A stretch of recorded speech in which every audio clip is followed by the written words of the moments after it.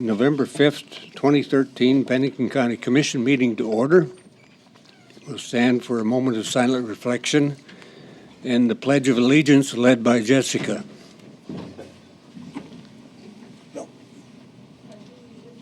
the flag of the United States of America and to the republic for which it stands, one nation, under God, indivisible, with liberty and justice for all.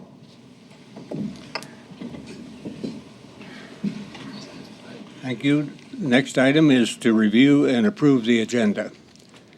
Are there any changes that you wish to make on the agenda? I move to approve the agenda as presented, Mr. Chair. Second. I have a motion and a second.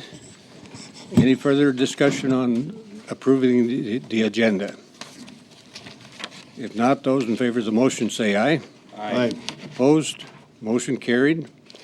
Next item is the consent agenda. Holly? Good morning, Commissioners. Holly Hennies, Commission Office Manager. For full public notice, the Board of Commissioners uses a consent agenda to act on non-controversial and routine items quickly. The consent agenda is acted upon by one motion and vote of the Board. Items may be removed from the consent agenda and placed on the regular agenda at the request of a board member or a citizen. Today, I've placed the following items for your consideration. Approval of the minutes of the special meeting from October 10th, 2013. Approval of the minutes from the regular meeting of October 15th, 2013. Approval of the vouchers in the amount of $496,084.66. To reappoint Mr. James Fields as County Constable for Legislative District 34. To schedule a public hearing on November 19th, 2013 for General Fund Supplement SP 13-014 for the John T. Vikurovich budget. To schedule a public hearing on November 19th, 2013 for General Fund Supplement SP 13-015 for the Equalization and Sheriff's Office budgets. To schedule a public hearing on November 19th, 2013 for General Fund Supplement SP 13-016 for the Search and Rescue budget. Approval of the Chairman's signature on the fourth quarter state and local agreement report as submitted by the Emergency Management Department. Number 13, approval of the Edelweiss Mountain Improvement Association agreement for snow removal as submitted by the Highway Department. Approval of the Pennington County elected officials wage policy as submitted by Human Resource. To recognize the volunteers for the month of September 2013 as submitted by the Human Resource Office. And finally, approval of the 2013 vehicle purchase and surplus authorization as submitted by the Sheriff's Office. Thank you. Does anyone wish any of the items on the consent agenda removed? If not, do we have a motion? So move for approval, Mr. Chair, as presented. Do we have a second? Second. Motion and a second to approve the consent agenda as presented. Any further discussion? If not, those in favor of the motion say aye. Aye. Opposed? Motion carried. Next item is the Disaster Response Appreciation and Recognition. And the way we're going to do this, Commissioner Troutman will read the statement of appreciation, and then Holly Hennes will read the names of the people we've recognized. And we're going to ask the commissioners to line up in front of the table here, or whatever you call this place. And we'd ask the recipients when you, the what? I said it depends on who's talking. Okay. Anyway, come by and give us the privilege of congratulating and thanking each of you. And before we go into that, I think it was 30 years ago, either October or November, that Denny Gorton was the firefighter of the year. Am I correct, Denny? Sounds about right. Okay. Well, we thought maybe we should recognize you again for that today. So, Congratulations. and with that, Commissioner Troutman, would you proceed? The Pennington County Board of Commissioners would like to honor the people whose bravery, dedication, commitment, and selflessness displayed during the Winter Storm Atlas went above and beyond the call of duty. Countless individuals, neighbors helping neighbors, community volunteers, contractors, snowmobile groups, and other organizations assisted during and after this snow event. All played a part in ensuring the life safety of every member of our community. A special thanks to Emergency Operations Center staff and volunteers, Emergency Services Communications Center staff, firefighters and emergency medical services personnel, volunteer fire department personnel, law enforcement agencies, highway department staff, utility company staff, search and rescue volunteers, Red Cross staff, and volunteers.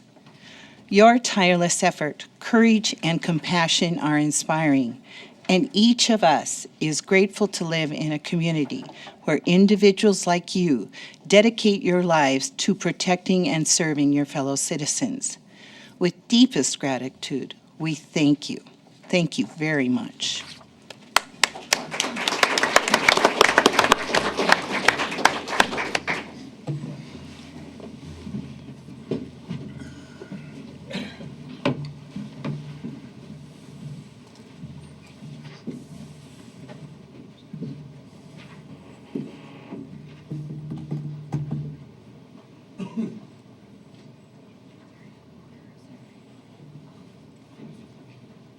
First, we'd like to recognize Pennington County Emergency Management. Alexa White, Assistant Director.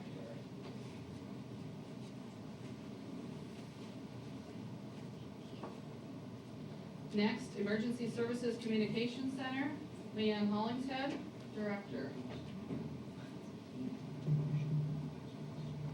Next, Pennington County Extension Office, Tiffany Meyer, 4-H and Youth Development Director.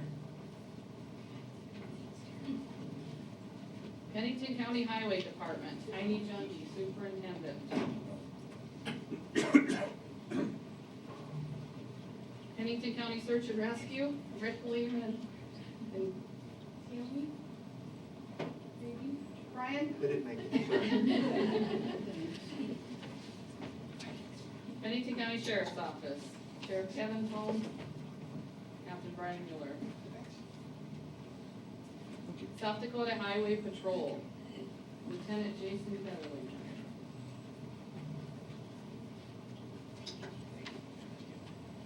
Rapid City Police Department.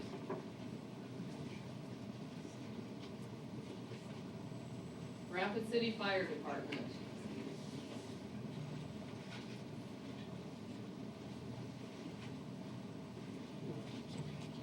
South Dakota Stock Growers Association, Sylvia Christensen was unable to be here. Black Hills Chapter of the American Red Cross.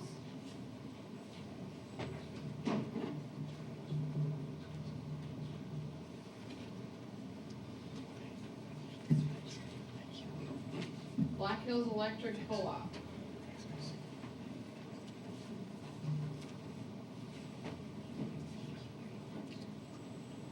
West River Electric Association. Mr. Mike Fletcher, Operations Manager, and Veronica, Cusser, Marketing Manager. Black Hills Power. Rockerville Volunteer Fire Department. Wall Volunteer Fire Department. Wasta. Whispering Pines. Silver City. Scenic.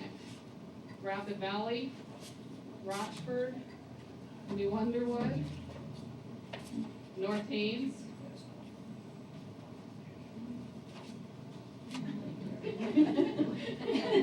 We're looking at you. Just on behalf of all the volunteers, I'll be honored to accept. So. Most of them are working. We have the Quinn Volunteer Fire Department, Interior Volunteer Fire Department, Johnson Siding Volunteer Fire Department, Keystone Volunteer Fire Department, Hill City Volunteer Fire Department, Hayward Volunteer Fire, Hermosa Volunteer Fire, Fox Elder Volunteer Fire, Doty Volunteer Fire, I know Fred is here. We have Black Hawk Volunteer Fire. Also recognize the Wall Ambulance, the Keystone Ambulance, and the Hill City Ambulance. Thank you, everybody, very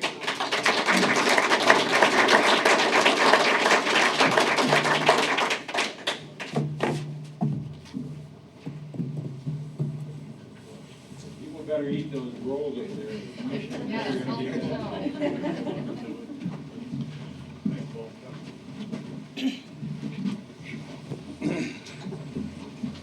Please help yourselves to the refreshments.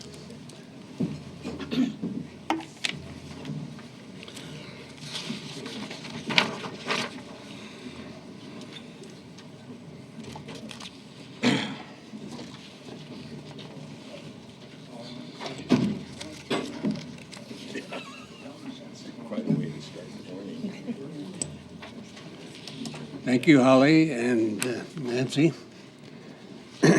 Next item on the agenda is the item from Information Technology Department, the official Pennington County logo. Russ? Good morning, Russ Tinsvold, IT Director for Pennington County. This actually isn't an IT item, but I've been the coordinator for this project. And what I'd like to show you today is what we would like to bring forth and recommend as the official logo for Pennington County. Just a little background on how this project came to be before I put it up on the screen here is earlier this spring, during a department head meeting, the discussion came up about trying to create one logo that was the official logo for Pennington County. And a lot of people think that we have a logo, but apparently we really don't. A lot of departments use a takeoff of the state's old Mount Rushmore, Great Faces, Great Places logo, and some departments do something completely different. Well, what we quickly learned was that there's a lot of interest from the departments in Pennington County to actually do this in hopes of creating a shared identity. And this is just one step towards working on that shared identity. And just so that you understand, 15 departments participated in this project very actively. The departments that didn't participate, the one notable one is the sheriff's office, not because they're not interested, but because for reasons I think you can understand, law enforcement has its own identity in Pennington County. So we just sort of separated that off from the rest of the departments, and they do a good job of branding their identity. The other departments, there were a couple that just are very busy and they're interested, but they'll be happy with whatever it is we come up with. So it's fair to say that we've got everybody on board for this. And the commissioners individually, I think you've all seen this logo, so it's not going to be the first time you've seen it.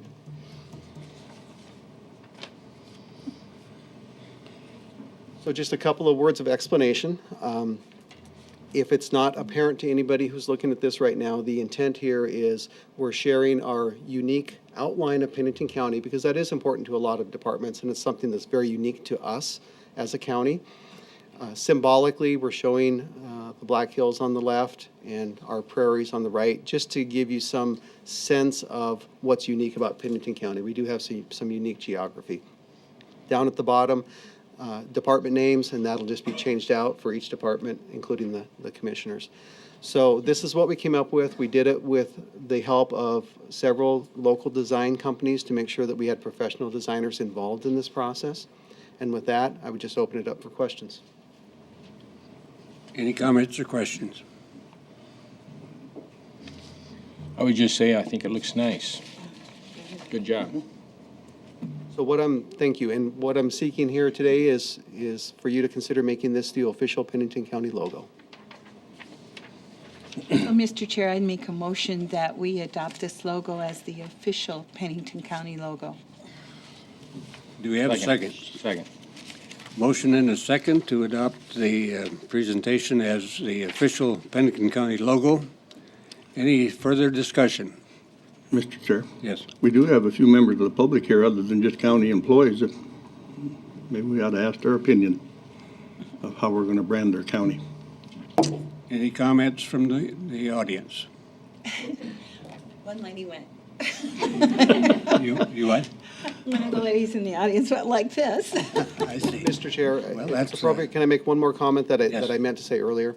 Our intent here is not to, unfortunately, we just can't roll this out and have every vehicle and every letterhead changed tomorrow. And there are some departments that honestly are going to need a lot more time to consider how to utilize this within their department. Everybody's on board, but somebody like the highway department, the number of vehicles and number of signs they have, this isn't something that they may adopt right away, but we want to put it out there so the departments that can and are interested in using it right now are allowed to do that, but it's not going to be something that overnight all of Pennington County is rebranded with this. Thank you. Any other comments? If not, we do have a motion and a second. All in favor of the motion, say aye. Aye. Opposed? Motion carried. Good. Thank you. Thank you. Next item on the agenda is executive session. Do we have a motion? I move to go into executive session. Do we have a second? Second. Motion and a second to go into executive session. All in favor, say aye. Aye. Aye. Opposed? Motion carried. Mr. Chair? Yes. I think maybe we should also announce that this is for apparently a personnel issue. Yes, yes it is. And would you include that in the motion, please? So now everyone can have coffee and Yes, please, please indulge while we're in session. All in favor, say aye. Aye. Opposed? Motion carried. Item 20.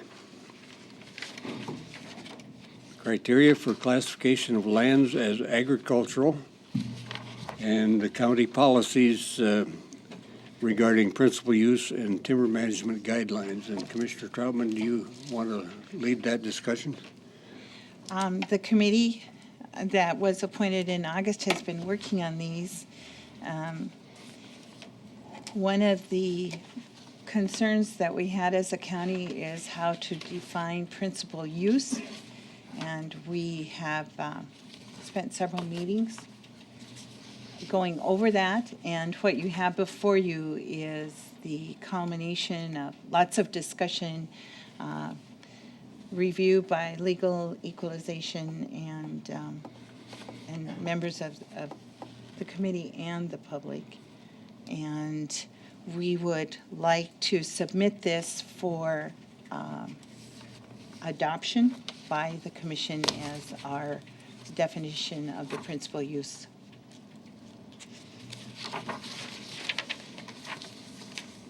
Are there any comments? If we get to a point of making motions, we would need a separate motion for each category. One to adopt principal use and the other the timber management guidelines. So to separate the two, let's look at principal use. Do any of the commissioners have any concerns relative to the wording of that document? What do you think? Does anyone from the audience have any comments? But the biggest majority of Mr. Chair, the one that put this together and spent their time doing it, so I think they've done a pretty good job. Thank you. Do we have a motion? So, Mr. Chair, I would make a motion that the County of Pennington adopt this principal use guideline as our way of defining principal use for a property. Is there a second? Second. Motion and a second to adopt the proposed principal use as a guideline for policy in Pennington County. Any further discussion? Mr. Chair, Yes. I'd be interested in hearing from the Director of Equalization.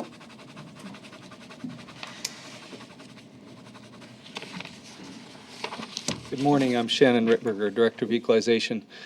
I wasn't planning on saying anything. The only comment I'd have is I think they're good.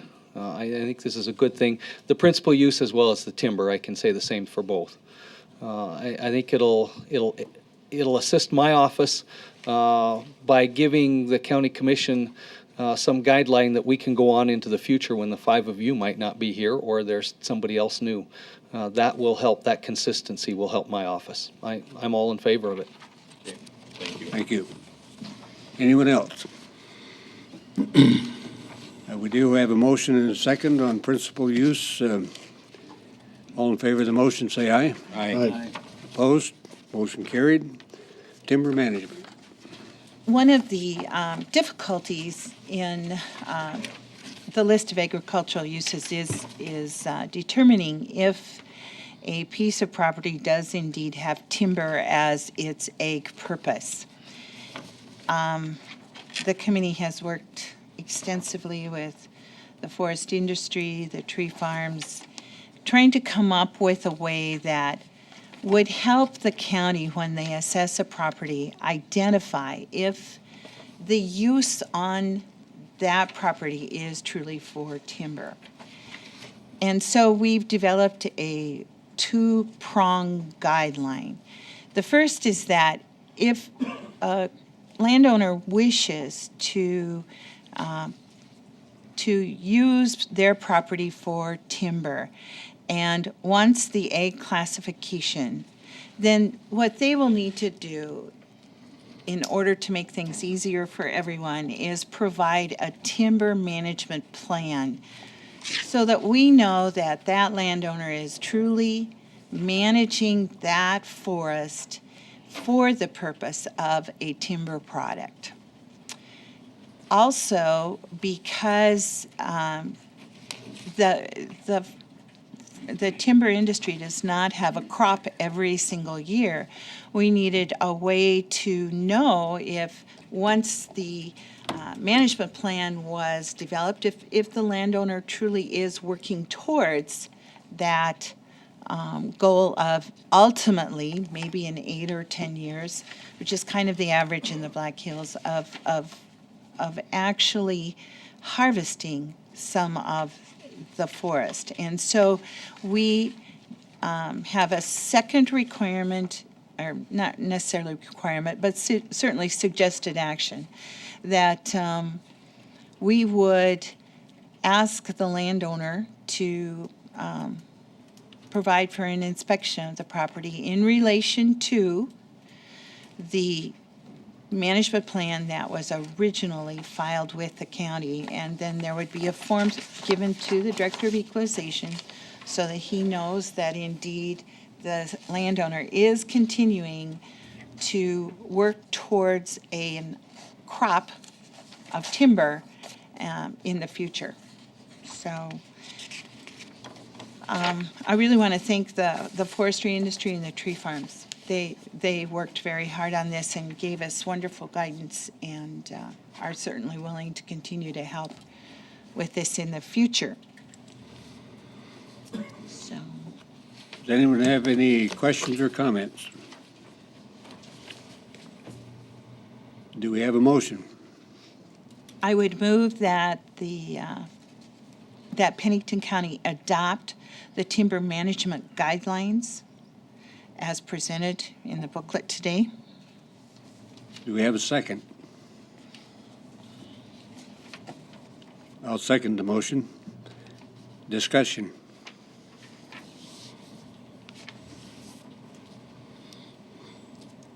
Anyone? If no further comments, all in favor of the motion, say aye. Aye. Opposed? Motion carried. Next item is item 21, items from the Sheriff's Department.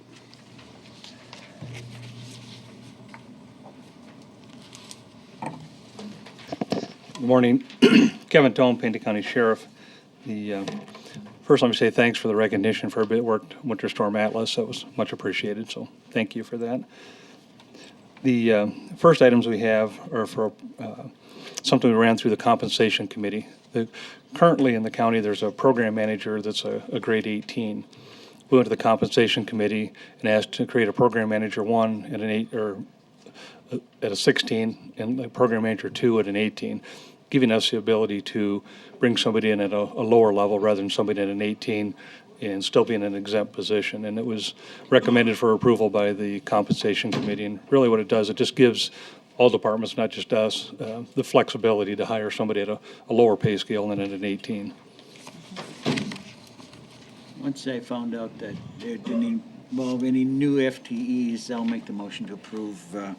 Actually, I'll make the motion to approve A and B. A is really a new job description for Class 16, which is actually lowering of the classification. And B is basically only changing the name from Program Manager to Program Manager 2. So. Second. We have a motion and a second to approve items A and B. Is there any discussion on either of those items? If not, those in favor of the motion say aye. Aye. Opposed? Motion carried. Item C. And the next item, I'll take C and D together, if I may, Mr. Chairman. They kind of run together. It's a little bit unique in that we're coming before the end of the year asking for some additional funds to be put into reserves. Last year, you agreed to create a special reserve for replacement of our transport bus.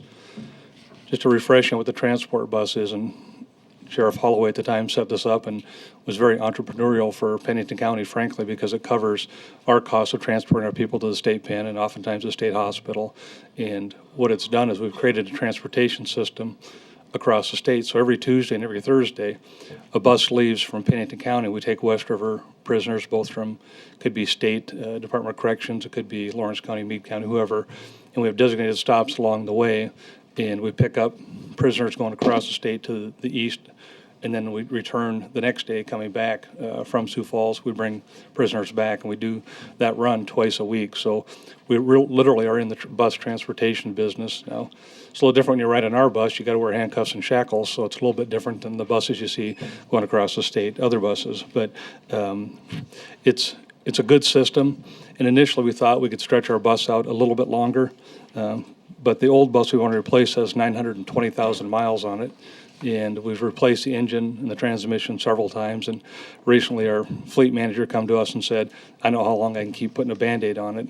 And we just feel it's imperative to have a backup bus to our system because people all the way across the state rely on us, and we rely on it. So if we have one bus and it goes down, frankly, then we're down to running 3 or 4 or 5 vans across the state or some other alternative, which isn't very cost effective. So we've worked very hard with the auditor's office in looking at our budget projections for the end of the year.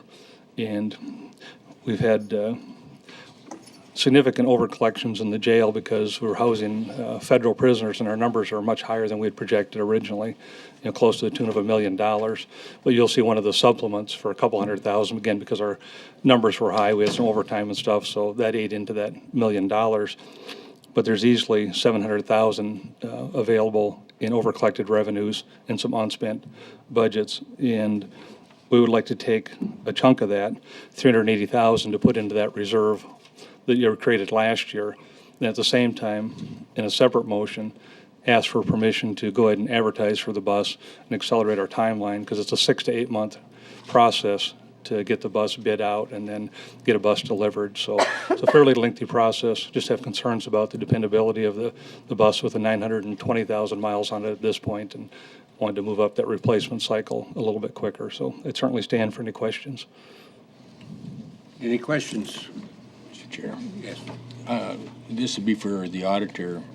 Would this be better to do this overcollected, underspent budget supplement into a special reserve at the end of the year rather than now, or can we do it now? You can do it now. You can do it into the special reserve, and we would prefer, the reason we're asked him to do it now is so that we can show that he has the availability of funding to go forward with the award of the bid. I see. Any other questions or comments? Is this a new bus or a used one, or what are you looking at, Sheriff? We're looking at two options. There's a bus company out of North Dakota that actually makes this particular bus, and there's a couple other vendors that'll potentially be bidding on it. First option would be is we could find something like a demo with 20 or 30,000 miles on it. You can get them for about 50,000 less, and we've been talking to a couple of vendors about that as an option. If we can't do that, then it would be additional $50,000 probably for a new bus. And a new bus is going to run somewhere between $5 and $550 is what we're estimating. If we can get a demo bus, we think we'll be closer to that 500,000 mark. And I think that's pretty consistent with past purchases. I think they were running about $450 to $500 previously. Well, this bus has 920,000 miles. They don't make them like they used to, do they? No, they don't. And we bought that one used, and it was not a good buy. We put a lot of money into that thing. Any other questions or comments? Do we have a motion? I'd make a motion to authorize the transfer of $380,000 from over-collected revenues of the sheriff's office to the special reserve for the purchase of a new transport bus. Second. We have a motion and a second. Any other discussion? Yes, Mr. Chair, I'd just like to bring up that maybe we should put in there, along with the over-collected revenues, also the underspent budget parts, because apparently that's where some of the money's That's going to fine. come from. Is that, That's fine. that acceptable to the motion maker? Okay, any other discussion? Okay, you okay with that? I'm good with it. All in favor of the motion, say aye. Aye. Opposed? Motion carried. Then I would make another motion to authorize the sheriff to advertise for a new transport bus.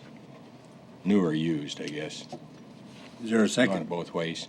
Second. Okay. Motion and a second to authorize bids on a prisoner transport bus. Any discussion? If not, those in favor of the motion say aye. Aye. Aye. Opposed? Motion carried. Thank you, Sheriff. Next item is item 22, items from buildings and grounds. Mike and Mike. Good morning. Mike Kuo, Construction Project Manager.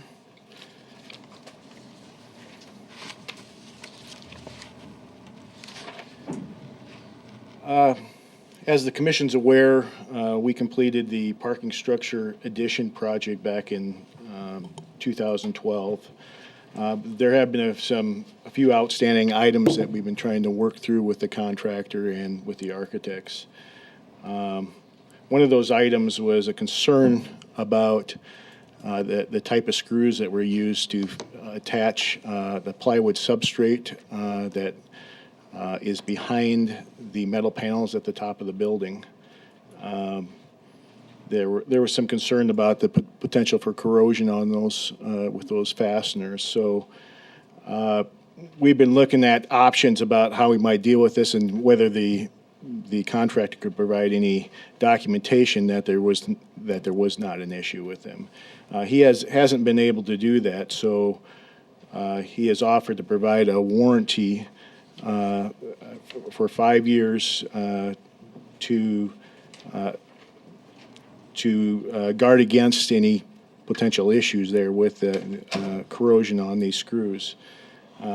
Once a year for these 5 years, we'll remove a panel from the building, check out the screws, make sure there's no corrosion occurring on them, and then replace the panel and go on. Our architect believes that this is a way to satisfy our concerns and recommends that we do this. And I guess I'm bringing this to the commission for authorization to essentially take care of this one last issue. This would be the remaining item that I have before closeout of this project. So are you seeking a motion to authorize the I'm seeking warranty, accepting the warranty, or? That's correct. I'm seeking the chair authorization of the chair's signature for this 5-year construction warranty. Okay, any questions or comments? Commissioner Holloway. Mike, if when you remove that panel, if you find that they are corroding, is there something in this document that says then that they will replace all of the screws in that? Yes, the objective is that If we find corrosion, that's a problem. They've defined what corrosion is for the project, that we will replace all the all the screws in the substrate that are holding the substrate on. Does it say that in here? Because I see that it says if you don't find anything, you put it back on, but. I think, Commissioner Holloway, at the bottom, or the last sentence in that large paragraph, right here, says if the structural integrity of the inspected black phosphate fasteners is determined to be compromised, the metal cladding panels will be removed from the entire structure and all black phosphate screws will be replaced with ceramic-coated fasteners. All right, thank you. Thank you. Mr. Chair, Yes. if I might. Mike,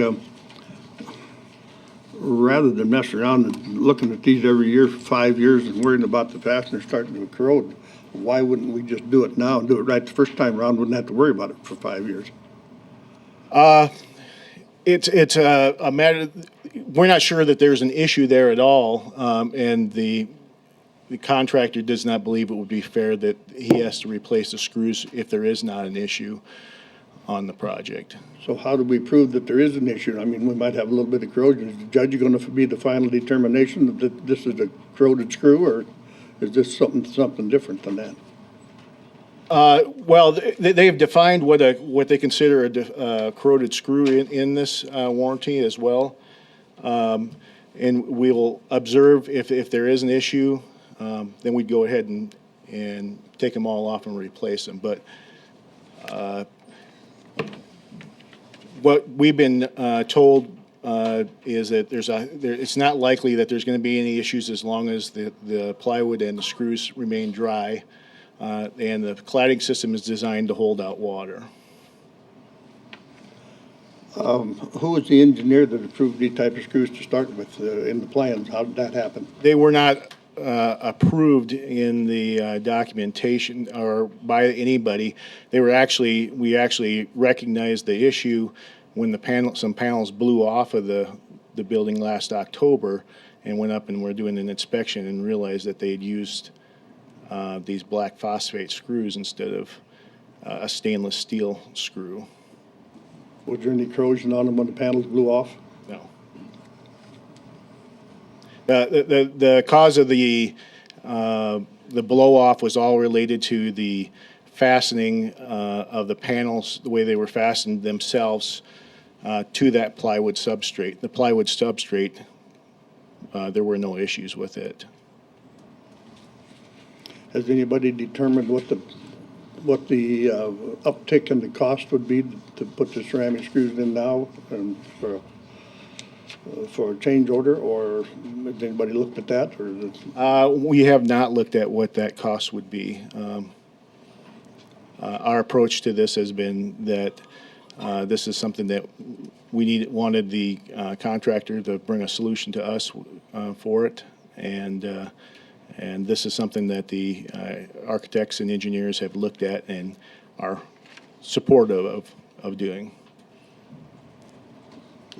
Any other questions or comments? Do we have a motion? I'd make a motion to authorize the chair's signature to the 5-year construction warranty prepared by Heavy Construction, covering the work associated with the fasteners used in the metal-clad assembly as part of the parking structure project. Is there a second? I'll second. Motion and a second. Any further discussion? I'd just like to wrap up discussion about the parking structure project then. It's my intent with this approval now I've been holding a balance of $47,668 on the project until we got this resolved. My intent is to release that with the signatures. If there's no concerns about that. And that will complete the project. As far as I'm aware, all bills have been paid regarding this project, and the completed project is come in under budget by $182,000 and $766. Thank you. Any other comments with that offering? If not, we have a motion and a second. All in favor of the motion, say aye. Aye. Aye. Opposed? Motion carried. Thank you, Mike. Item B, I wanted to give the commission an update on the project progress over on Block 99. Currently, the main portion of that project that's under construction is the administration building. It's proceeding very well. Currently, all the exterior walls have been framed and sheathed, and precast concrete panels and brick veneers are being installed currently. And the roofing is currently going on. They hope to have it weather tight by the end of this month, and that may be pushed off a little bit due to the weather events that we've had here recently. Overall, the project the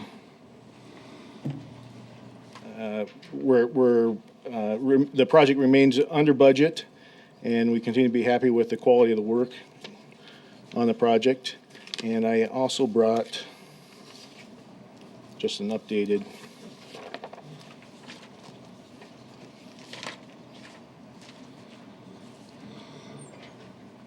Thanks, Mike. expense reports regarding the project.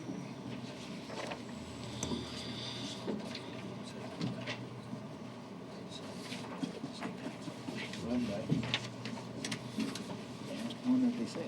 Yeah, read it. You're in the building committee. How do you get into that room?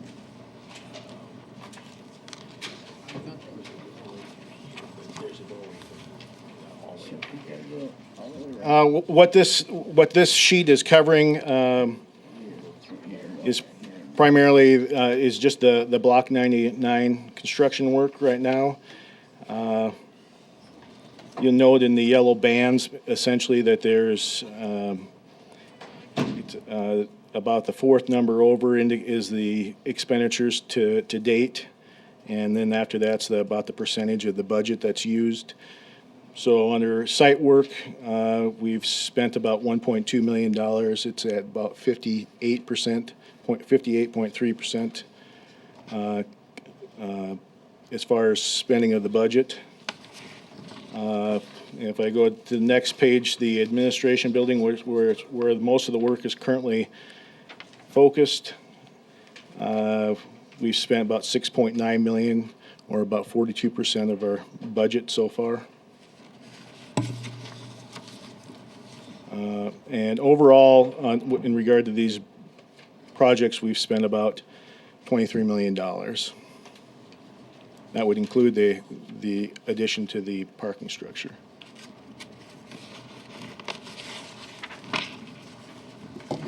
any questions or comments?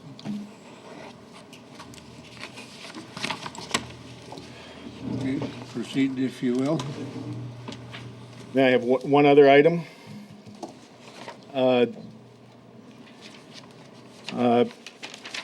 Emergency Management Director Dustin Willett worked with had a threat assessment team that he works with complete a threat assessment of our administration building for us. That's something that I'm very grateful for him doing. And after reviewing the recommendations that came from that with the sheriff's office, they brought that to the building committee and offered their recommendations. The committee is currently considering these recommendations, but a couple of them they wanted me to bring to the commission to see how whether they would have support or not. One of those recommendations is to have a uniformed armed guard stationed at the near the entrance of the building, but this person would be roving. They would walk throughout the facility during business hours, but their station would be likely located right near the main entrance to the building. Sheriff Tom has determined that in order to staff a position like this, it would require about 1.5 FTE, or about $63,300 in salary and benefits. Sure. If I may, just one clarification to that too, because we had this discussion at the building committee is, it would be 1.5 FTE, but we would absorb that in our existing budget, wouldn't be asking for an additional FTE. And for 2014, we could absorb that cost in our budget and then would make a request to put it into the 2015 budget, but just FYI for you. Sheriff, just clarification, you would have to, though, increase your staff by 1.5 in 2015, And we could absorb it out of our existing FTEs. but For 2015? Correct. We would, I think we'll be able to absorb that 1.5 FTE. but would so you've already got the money in your budget for that? No, the funding for it we would need, that's correct. You would have to have the funding. You just got the FTEs that you haven't filled. Correct. All right. So the reason I bring this to you is to determine whether there's support for going into the when you guys determine the 2015 budget, if there'd be support for these this additional FTEs, the funding of those. The reason why it's important to just have this discussion now is because it potentially affects the information desk at the main entrance of the building. If we need to make some changes for having an officer stationed there rather than perhaps some volunteer or something at that location, the needs of that station we believe are going to change. So we'd like to get any changes incorporated into the project now. What kind of changes would be different from an officer station versus a volunteer? I don't know fully yet, but I'm assuming that there may be a desire to have some monitors at that location, and I don't know whether we'd want to have those screened or not. Currently, that station, the way it is designed, would not allow those monitors to be screened. Mr. Chairman, Yes.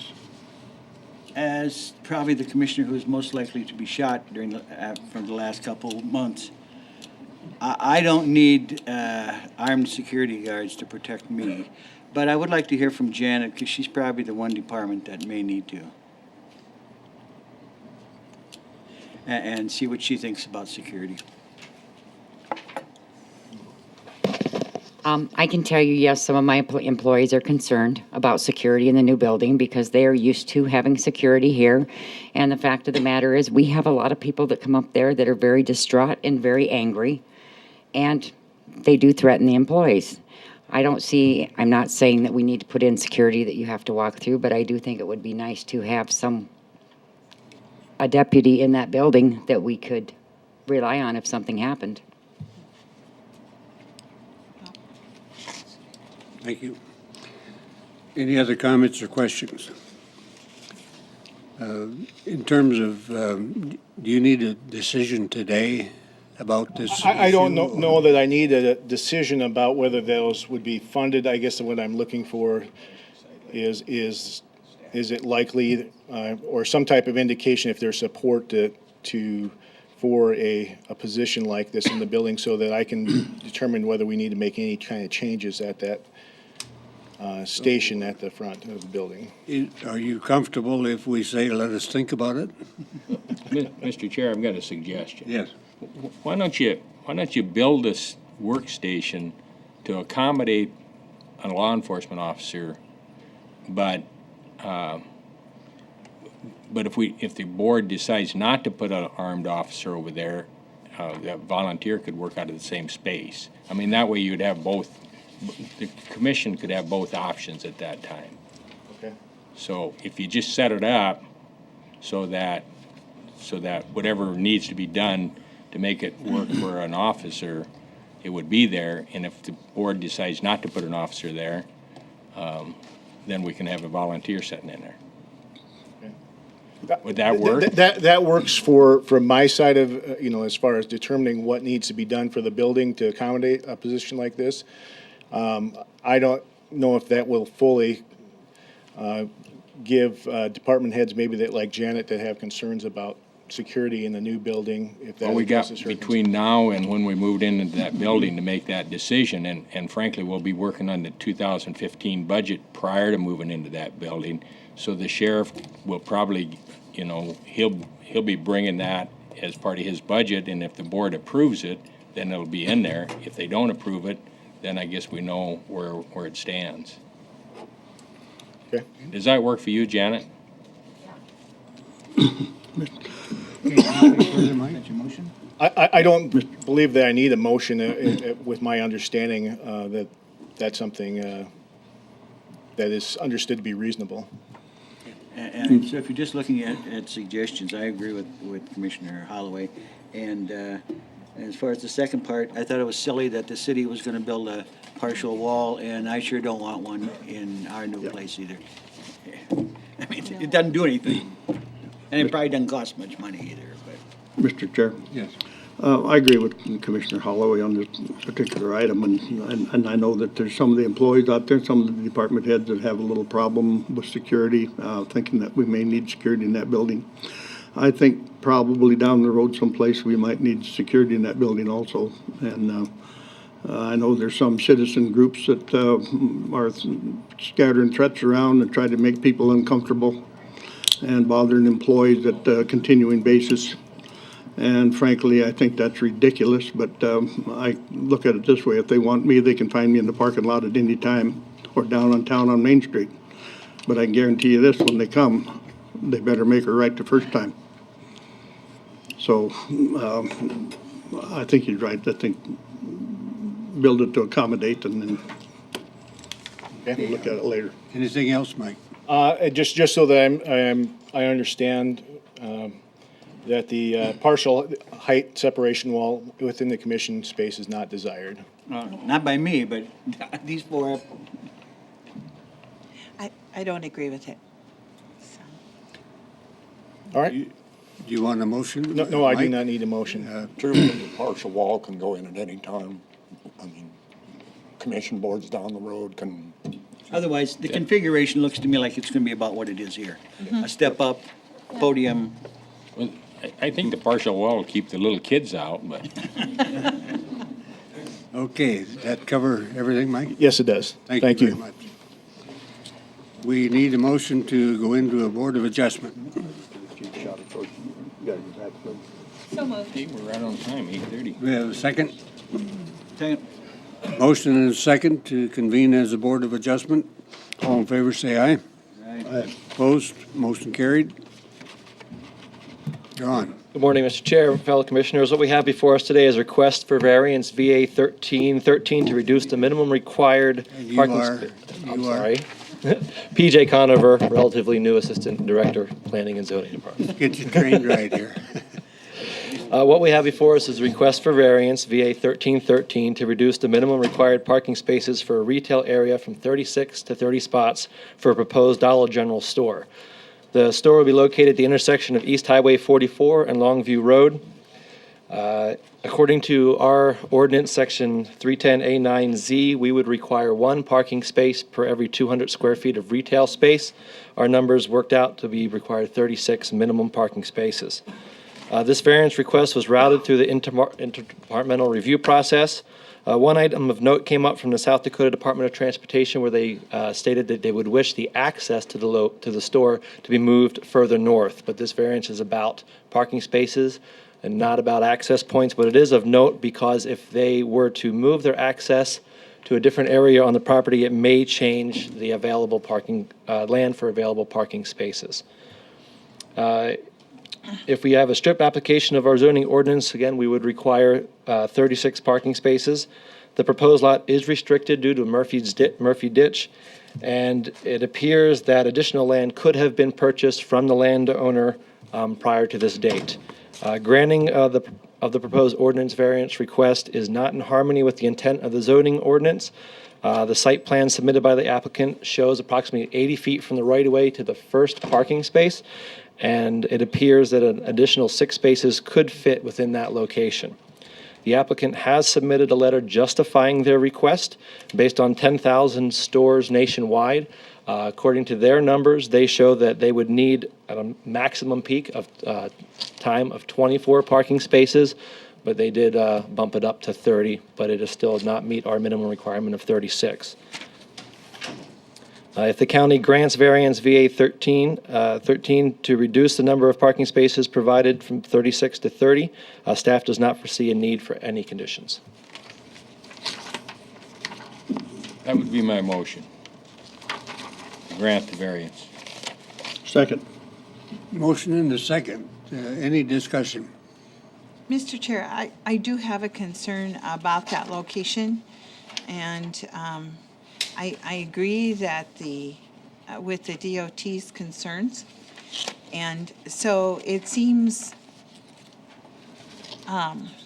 really premature to go ahead and grant a variance when they really have some issues to solve with their entrance, and if they have to move that building, the variance is moot.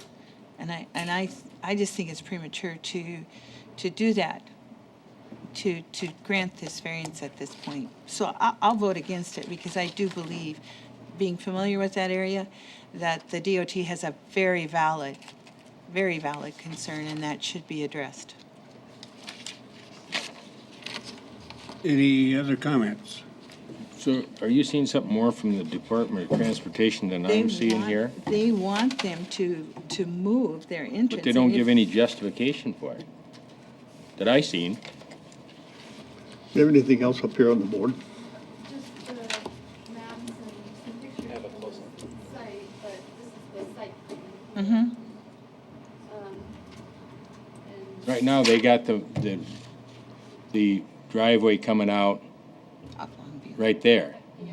Department of Transportation wants it moved up, Yes. Further north. but they don't say why.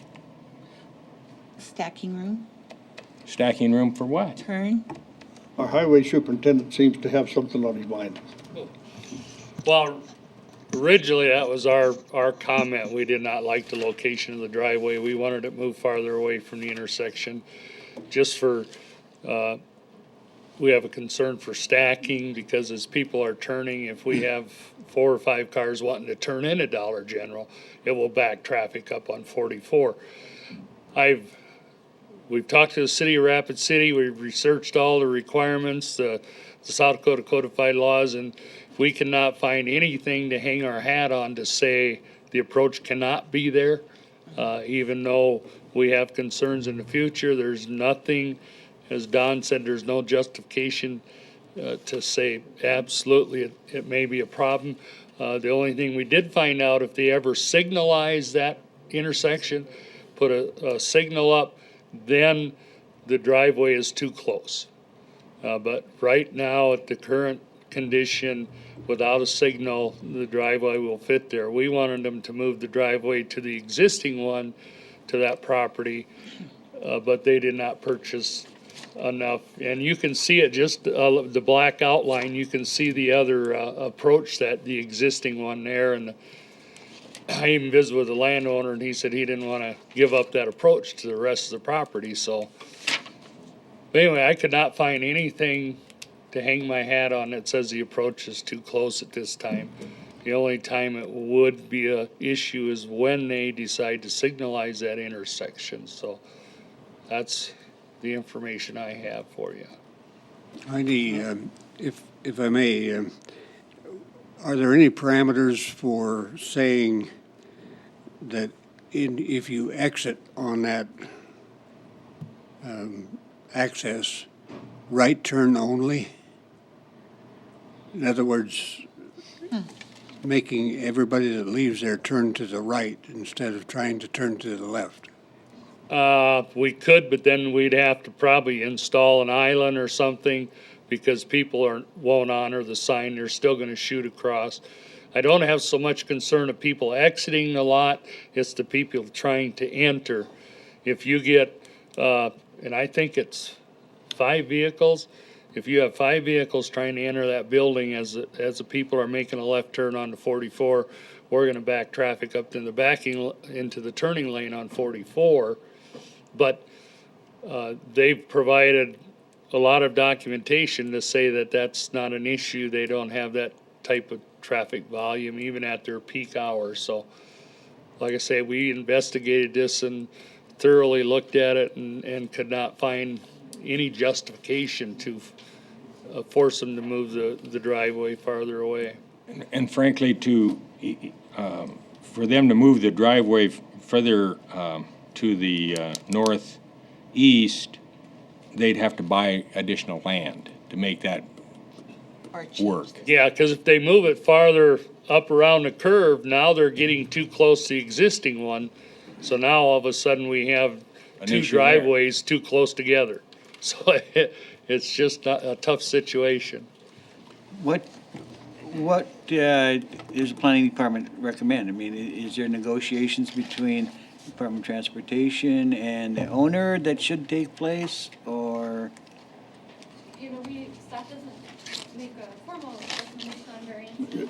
Mr. Chair, she should identify herself. Yes, hi, good morning, Lucianne Zeller from Pennington County Planning. As you know, staff does not make recommendations on variances. Certainly, we could include a condition that they do further discuss this item with the Department of Transportation. As Heine was saying, and I believe the DOT has confirmed, there's no regulation requiring them to move that approach. So they can ask, but it's not a requirement. Other than common sense. Right. And ultimately, the future plans would indicate there's going to be a light there. Right. And when that happens, that's where the problem comes. So we're going to give permission by granting this variance, even though we know that ultimately there will be a plan to put a light there. Potentially, and Heine can maybe comment more on that.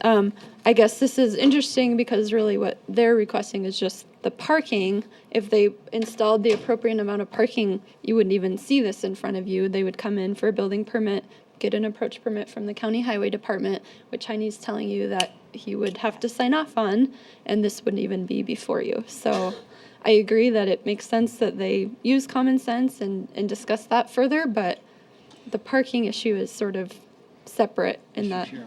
Is the owner here?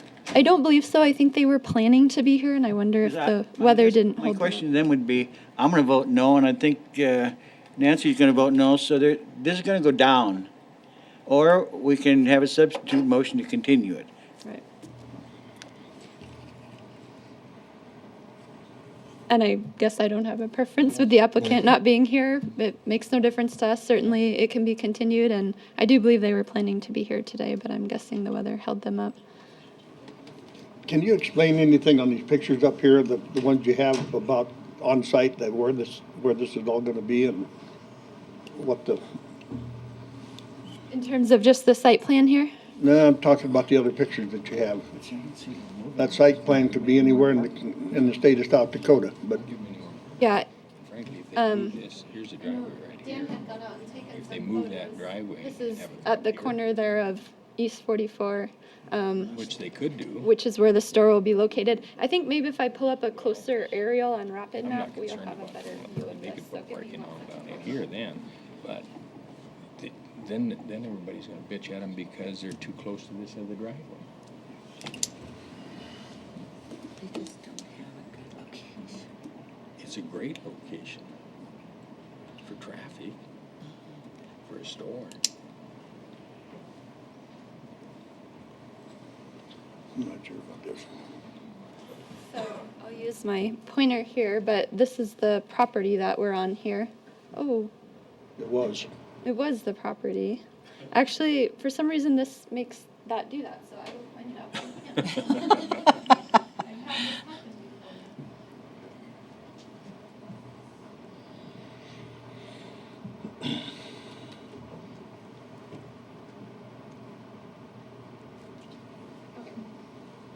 So, this is the corner that we're talking about here. The store is to be located in this area right here with their parking here along the Murphy Ditch. They're proposing access coming in here, and this is the existing approach that Heine's saying. If we move further this way, we're getting too close to this approach. But being so close to this intersection, the concern is the traffic backing up there. Does that help a little bit? And if, maybe Ken, if you're looking for the kind of location, if you go to the east there, that's the Methodist Church up on the It is, top. And if you go down 44 to the west, there's a convenience store and a strip mall kind of thing. Yep, Sally O'Malley's just down there. Heine, the street directly across Longview from the proposed driveway, is that an active entrance to? This is the existing section line, and when the state rebuilt 44, they didn't like the angle intersection, so they actually purchased land and they brought Longview to be a 90-degree angle to 44. The property that the Dollar General store, their property line runs just short of this existing access. To me, I would rather move the new access up around here a little farther to get more stacking distance. What's this? Oh, that's a driveway into a private residence. They go across that section line, you're correct. So the proposed driveway would be approximately here? Ooh, does that Directly show across up from on the that? drawing? I don't know if it's right there or not. But Heine, didn't I hear you say that if they moved it further to the northwest or northeast there, now they're gonna get so close to that other access or driveway, that's gonna create a problem, to have them two driveways that close together?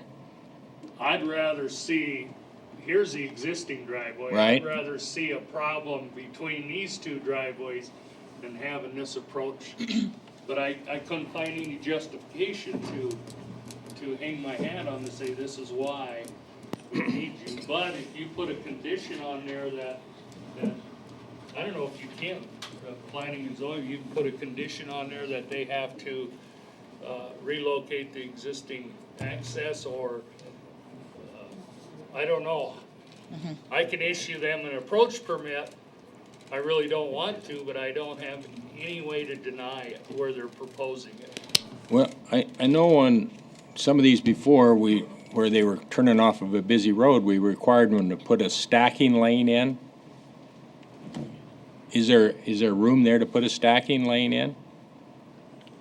So that you're not backing people up? Like a right turn lane there? A turn lane, yeah, Right. that's possible. It'd be a short turn lane, but it would maybe. It would stop, it would, at least the people that didn't want to turn in there could just drive on by, and your likelihood of backing them up over onto 44 would be much less. I think was it 300 and some feet? I don't have the measurements here. But yeah, you could put a turning lane in there, a right-hand turn lane, and you could get at least maybe 3 or 4 vehicles in there. That could be a condition I could put on the approach. The thing about that particular intersection is that when it is rush hour, it's a mess. I know. It is a real mess. Both people coming into town when in the morning and going home at night. And it would make sense to me that they would be trying to turn in there when they're coming home, on their way home, and that's when we'll see issues. In terms of, excuse me, Heine, but the focus of this, as PJ pointed out earlier, is Parking. the question of the variance for the parking lot itself. And I don't know how this spins off into other planning and zoning considerations, but I'm kind of concerned about us making a judgment about something that's not part of what's on the agenda. Oh, right. So, Jay, do you have any words of wisdom for us, or? guess I would share your same concerns, Mr. Chairman, on taking up issues that aren't before you. And I think, was it Commissioner Buskerud had talked about maybe a substitute motion if there's other issues that should be dealt with the owner potentially being here, those could be added to the agenda in 2 weeks. But otherwise, yeah, I agree with your position, is take up just the item before you. And I feel like we're not really equipped to decide about the driveway anyway. And so if that's acceptable with the commission, I think we should proceed with a decision of some kind relative to the variance. And I'll just add, if it's any comfort, before they're able to obtain a building permit, they will have to provide an approach permit from the county highway department. That's standard, so that doesn't necessarily need to be. There would be other opportunities to For Heine influence to review what that. ultimately happens there. Yeah. No, because Heine just said there's no reason for him to deny an approach permit. No, but he did state he could condition the approach permit to require possibly a turn lane or something. I guess this issue is this approach permit will have some issues, so instead of the highway department just signing off on it, I can tell the owner that we need to come in front of the commissioners before it's granted. I could do it that way. Unless he gets your blessing, and then you come in and tell us to do it your way. Well, the turning lane is a possibility, because I was concerned with stacking also. And I looked at that and I didn't like it. So we've done a bunch of research, like I said before, and we can't find anything to deny it. But I forgot about consideration of a turning lane. I'd have to measure it, talk to my engineer and see how many cars we could stack in there if we did put a turning lane in there. So if the present motion passes, we may have a 30-car parking lot with no access. Any further consideration of the motion and the issue? Mr. Chair? Yes. Heine, what's your position on the possibility of a street light there or a signal light? Has the city said anything about that? And what's the city going to do? I mean, where's the city entered into this in the first place?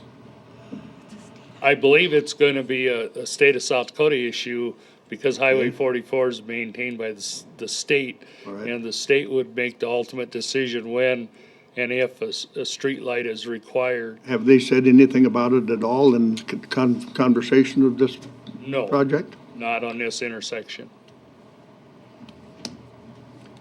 Okay, we have a motion and a second. Any further discussion? If not, roll call vote. No. Davis? Yes.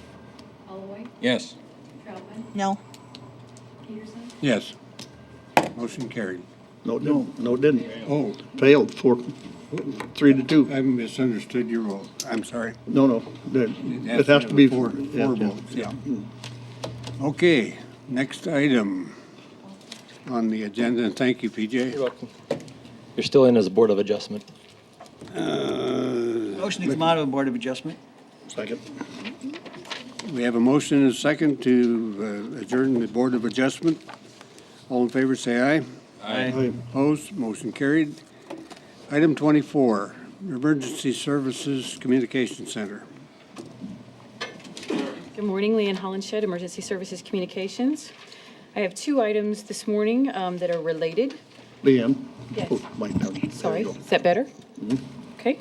The first item is a update, if you will, of the intergovernmental agreement that was originally done in 1991 between the city and the county for emergency services communications.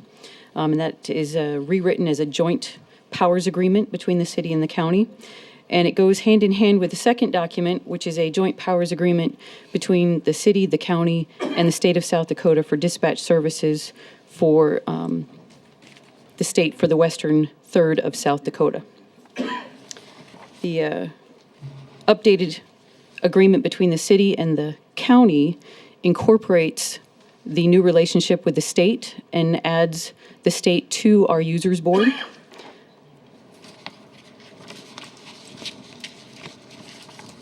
The agreement with the state also includes 5 additional staffing, which is paid for by the agreement. Any questions for Leanne? Mr. Chair. Yes. Jade, have you had a chance to go over these agreements? I have, Commissioner, and I believe the Attorney General's office has as well. So I don't have any other comments or issues with regard to the agreements. Any other questions or comments? Mr. Chair, Yes. I'd make a motion that the Board of Commissioners approve A and B under item 24, a joint powers agreement, City of Rapid City, and joint powers agreement, South Dakota Department of Public Safety. Second. Okay, on your cover sheet, Leanne, you have motions 1 and 2. Are you comfortable with both issues being embraced in one motion? I am if you are, yes. Did we have a second? I did. Yeah, okay. I have a motion and a second to approve both agreements. Any further discussion? If not, those in favor of the motion say aye. Aye. Opposed? Motion carried. Thank you. Item 25. Thank you, Leanne. Alexa White, Emergency Management. We had a couple things we wanted to bring before you guys. One is the livestock pits that you guys approved being dug to help take care of the livestock losses in the county following the Winter Storm Atlas. We are asking for a motion to be made to close the pits on November 7th. And I just wanted to bring up some facts as far as what we know is in there. We don't have an exact count, of course, because producers could place their losses in there on their own. And there was not anybody there manning the sites. But the pits were open for people to use as of Monday, the 14th of October. And if we close them on the 7th, that would be a total of 25 days that they were open that people could use and access to drop off. The county made 2 passes with heavy equipment to pick up cattle and other livestock in the rights of way. The first pickup, we had 139 that were picked up. And the second pickup, we notified producers in the county that if they could get their losses to the rights of way, we would pick those up on the second pass. And with both passes together, we collected 487 carcasses. And the first pit that was out of Wonka has already been filled in because it got full enough. You have to have 4 feet of soil on top of the carcasses for the proper burial, per the Animal Industry Board. And then we opened another smaller, about half that size pit, so that opportunity was still there when that was closed about 10 days ago. And at this time, we feel it's getting into the colder weather. People who've been able to get to their livestock losses on their property have probably done that, and many might have to wait till the spring. A lot of times it's been too muddy. So we were just asking for a recommendation and a motion from the commissioners on how to proceed. Okay, any questions or comments?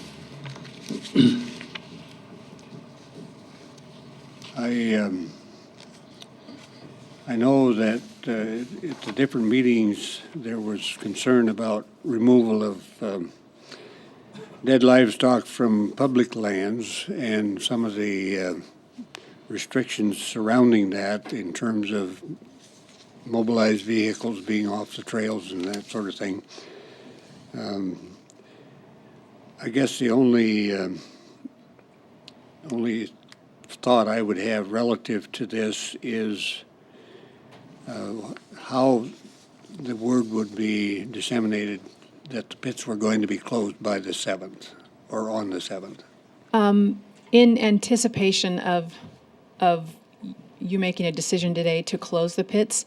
We did put out a press release last week, which would give the producers another opportunity to say, we do anticipate these would be closing soon, as early as next week. Your previous motion, making these available, did say that when we did close them, we would give at least 24 hours notice to the public. So we wanted to give as much notice as possible. I mean, you may decide not to close the pits today on the 7th, and then that would give more time.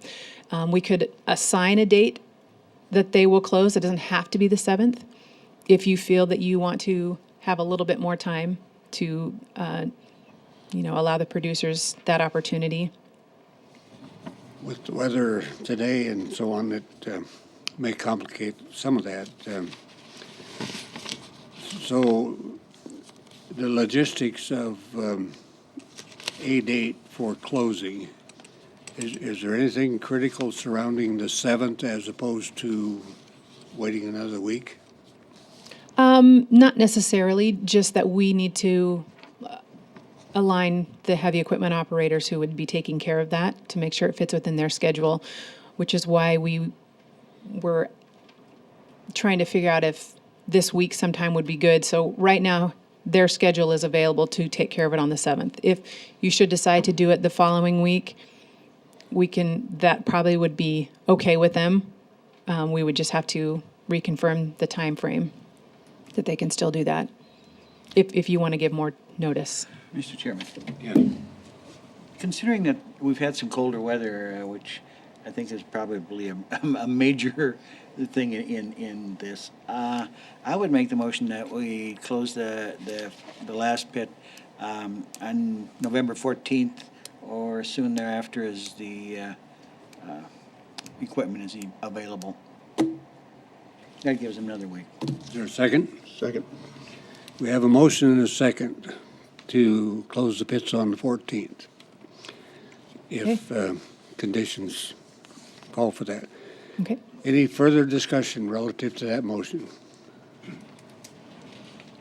Hearing Commissioner Busby, or soon thereafter as the heavy equipment can be, because if the 14th doesn't literally work, I think that's a good suggestion to leave that open for scheduling. Have that be part of the motion. Okay. Thank you. And if there any other discussion on the motion? If not, those in favor of the motion say aye. Aye. Opposed? Motion carried. Mr. Chair? Yes. If I could have just a moment of personal privilege here with this item, something to kind of go along with this. Several organizations around the community and around the county have gotten together, and they're going to hold a chili feed at the event center at the fairgrounds on December 19th. They're going to have 2 servings. One starts at 11:30 in the morning. I think it ends at 1 o'clock in the afternoon, and the other one starts at 4:30 and goes to 7:30. And it's going to be a donation deal only. We're kind of having a chili cook-off contest between the fire departments and other emergency organizations, and hopefully the search and rescue and others. But I just wanted to get that word out while we're talking about it now. That will happen on December 19th. All funds will go to the stock growers to be disseminated to the Rancher Relief Fund. Very good. Thank you. Item B.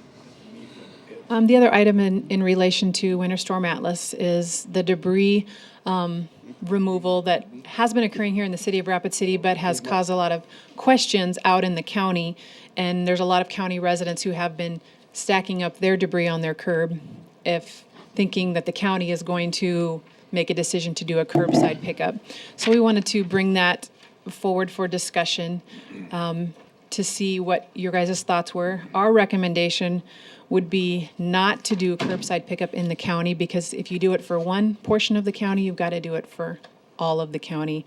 And I have some maps, you probably know of this, the unincorporated, there's Box Elder, which is a municipality, there's Wall, they can do their own thing, but you've got all these other areas that are Johnson Siding, Rockerville, that are areas we all know, but they are part of the bigger picture county. And at this time, as we've been directed, there has been no plans for the county to do a curbside pickup. And I just wanted to talk about some of the facts that there has been available to county residents to drop off their debris. They've been able to use the fairgrounds that opened on October 7th, right after the storm, and county residents could use that. It was closed to the public on October 21st, so that was open for 14 days for people to use who are not in the city of Rapid City to take their debris. Currently, they can still use the Fitzgerald Stadium on the west side of town, and if you look at where that's located in reference to the whole county, it's really central. No, it's maybe not as convenient for somebody who is right outside city limits and thinks, I wish I was in city of Rapid City and they'd pick up my debris. But it is centrally located. The volume of debris that's being dropped off has reduced significantly. So if we did do a curbside pickup, would it be for a lot of debris? Probably not as much because so many people have been using the debris drop-off sites. I just spoke to the city, and one of the reasons that they have allowed the county residents to be able to use the drop-off sites that are in the city of Rapid City is because the landfill has been under construction, and people have not been able to take their tree debris there. Their plan, weather permitting, is to pave the landfill. Will be closed on the 16th, and then it would be open to accept debris as a regional landfill, as it always has been, on the 18th of November. So that will also be another option that's back open, weather permitting again. And so we just wanted to put that up for discussion to see what your thoughts were.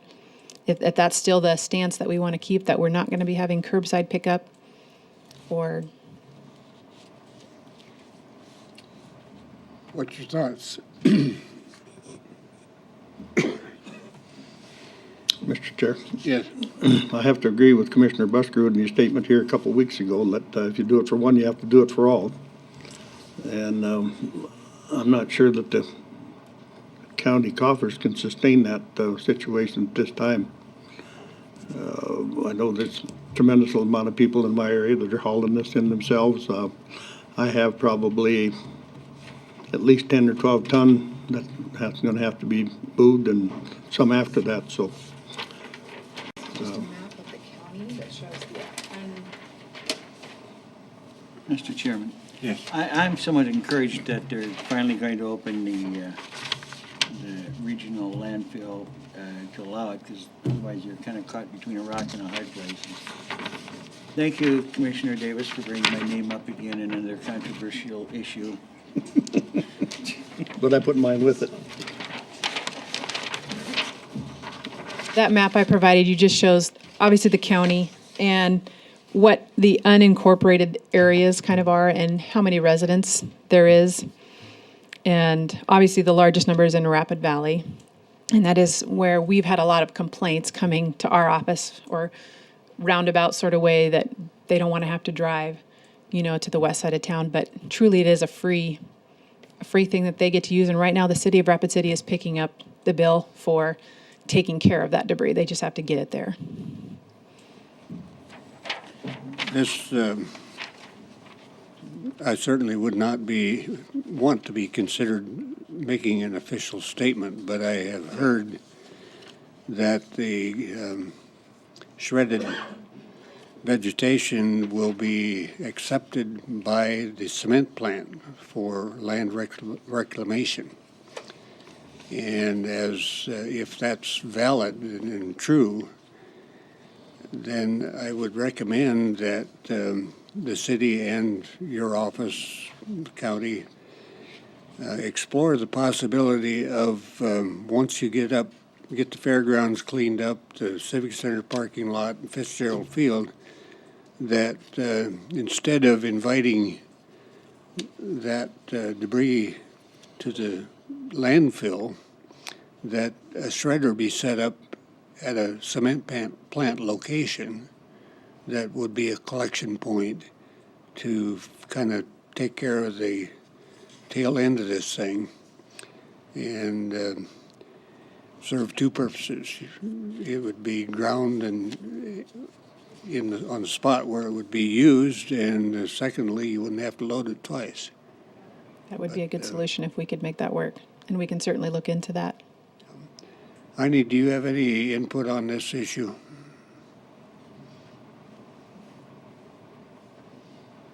Just just that we're getting quite a few calls. I would say 90% of the residents in the valley have cleaned up their debris and hauled it away. The other 10% have piles out on the boulevard and on the sidewalk, and we're getting calls on when we're gonna pick it up. And I said, we do not plan on picking it up. And I said, the decision was made not to, and I said, that has not changed. We're gonna have some stragglers out there, we will eventually, but if we do a public service announcement that says that you're responsible for your own, that may help clean up another 5 to 8% of it. But we will, I think, we will eventually end up with some, but how we handle that will have to be determined. Thank you. Mr. Chairman, how are we doing on county roads that, I know there, like, out by Johnson Siding, I'm sure there were some county roads that had lots of trees in them. That is on the agenda as a bid letting tree removal. So we're not doing anything. We are, I mean, that tree removal bid I had set up is not every road. There's roads out there that have 1 or 2, maybe 3 trees that we're gonna clean up. The county crew's gonna clean those up. I just couldn't justify sending a contractor down some of those, go 5 miles of road to get 1 tree. We are gonna do that, so. Thank you. Okay, thank you, Heidi. So, in terms of this issue, do you need a motion either way, or? No, we just wanted to bring it up for discussion. I did want to add that, FEMA won't let us piggyback, the City of Rapid City's current RFP that they have. However, if we did, should the commission decide, wanted to figure out another drop-off site that is in a different location that's on county property, or however we figure that out, we could do our own RFP and, figure out how that site would be managed and how things would be hauled and shipped and all of that. We could do that. And I do believe FEMA would, that would be a project they could cover should they decide. Anything else from the commission on this issue? If not, are you finished? So we still have the stance that we're not going to do curbside pickup. That would be my only at this time. My motion. Okay. We have a motion and a second. Any further discussion? Hearing none, those in favor of the motion say aye. Aye. Opposed? Motion carried. Item 26. Items from equalization. Good morning, Commissioner Shannon Rittberger, Director of Equalization again. I wanted to say that I live in Rapid Valley, outside of city limits. I hauled 11 loads to both Fairgrounds and Fitzgerald Stadium, and I very much appreciate the city taking that stuff. Very happy to have somewhere to go with it. That right there was a big help. Now, as far as the agenda item here, I was asked to come here and talk about staffing. Commissioner Holloway wanted me to do that. Commissioner, do you have a question for me that I should address, or should I go ahead with the notes that I have? Go ahead with your notes, and I'll probably have some questions later on. Okay. Commissioner Holloway wanted me to discuss staffing in my office, especially in light of the review of the ag properties that we've been doing. Now, I need to start out by saying that I came before the commission during budget hearings and informed the commission that my office is understaffed by about 5 full-time positions. When we look at an average of county assessors' offices across the country, and I requested 2 additional staff members for next year and informed the board that I will ask for the other 3 in the following year. Now, that was not because we have to review ag properties. The situation where we review all of these ag properties is no different than any other neighborhood review that we do as a normal course of our business. I had talked this summer to the board about this spring about a review of the Rapid Valley neighborhood. That was a major reappraisal project where we looked at a lot of properties. And it had been most of 20 years since our office had been through that area. And there's other neighborhoods that are similar. The ag properties haven't been reviewed in quite a few years, and I don't know how long. But this situation is just another neighborhood review that we need to do more regular than we are right now.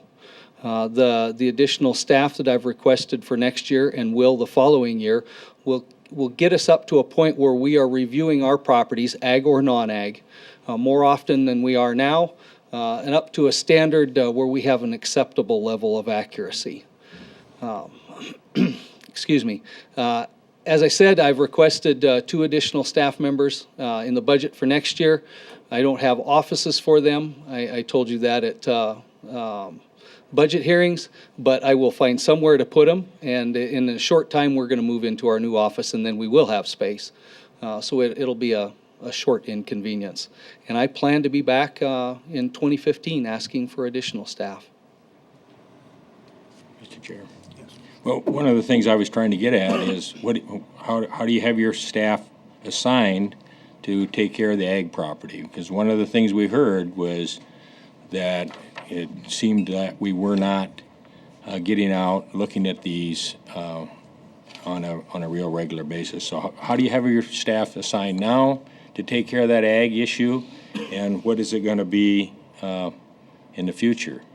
Well, we have one position in our office that we have labeled the ag appraiser. But that appraiser is an appraiser like any other in the office. His primary responsibility is the ag properties, but at present he also has to look at non-ag properties, building permits and reappraisal projects. If we can get additional staff, then maybe I can have an ag appraiser that spends most or all of his time on ag properties. But right now, we have an ag appraiser who is taking in these applications and working through those applications. And in the next week or two, some of the responsibility for valuing those properties that are going to switch to a non-ag classification will have to go to other appraisers in the office who are responsible for the neighborhoods where those properties are located. We'll probably also shift some of the phone calls and the reviews to some of the other appraisers in the office. That's just something we have to do to get through this big project. Well, I guess what I'm looking at is not just the big project, but I'm talking about ongoing, so that there's some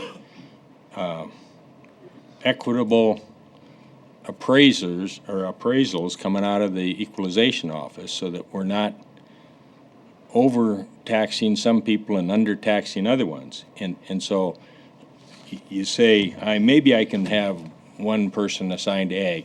Do you need a full-time person assigned to ag for the number of ag parcels we have to be able to go out and review those properties that are in question on an annual basis, as well as doing your bringing up to a level of a standard for reappraisals?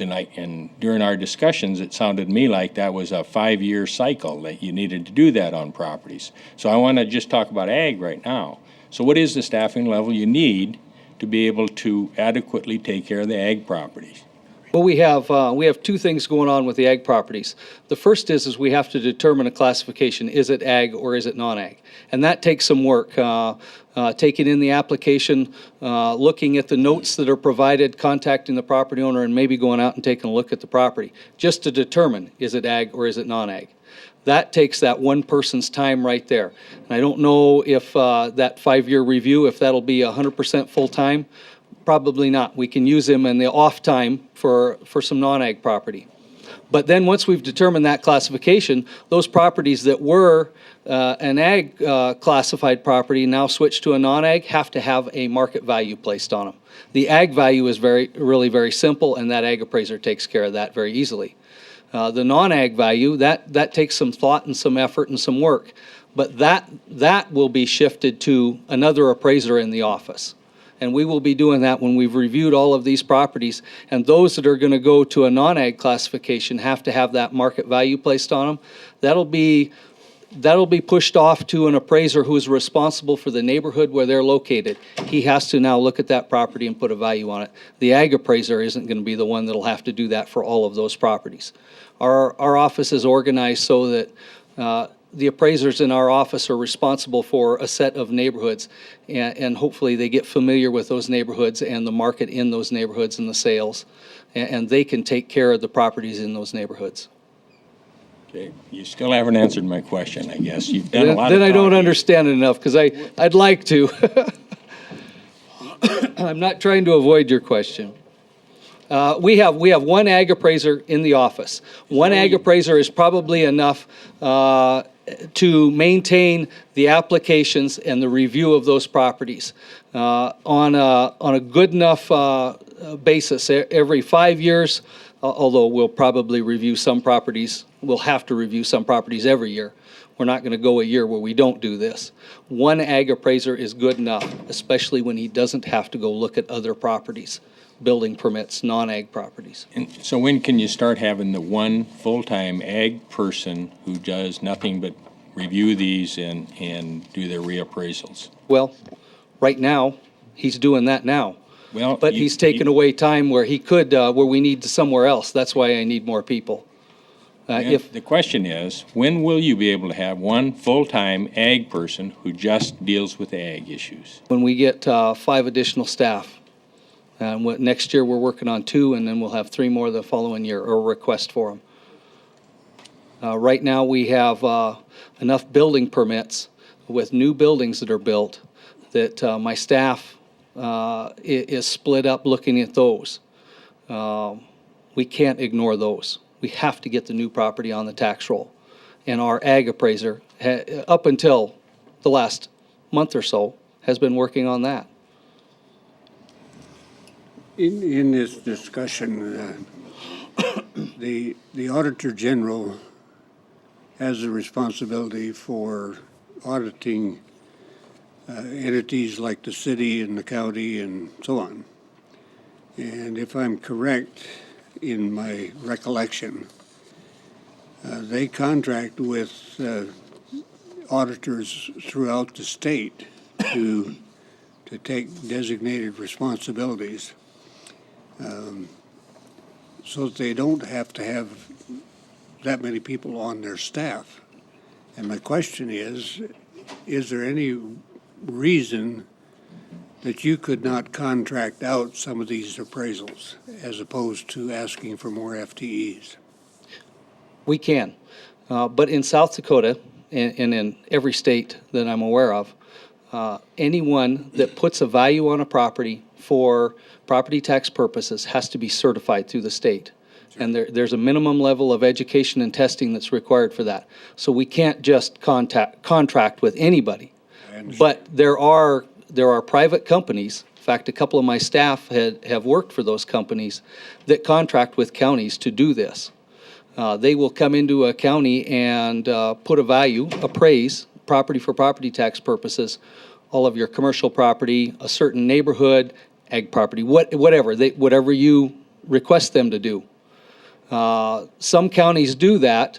Generally, the smaller counties that can't afford staff enough to keep up with it, they contract with these companies once every 10 or 20 years.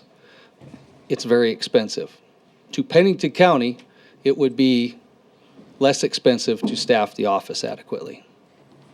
But if I recall, when we granted you the 2 FTEs, you said, well, I can't hire them both at the same time because I got to get them trained, and we're going to graduate them in, and now we're going to get into 2015 to get 3 more, and we're going to have to graduate them in and get them trained. And so it's probably to get up to snuff where we got people out there really doing the job that we're supposed to be doing for the taxpayers. We're into 2016. So maybe in the interim period of time, while you're trying to get your office put back together, you should consider that contracting. Any other discussion?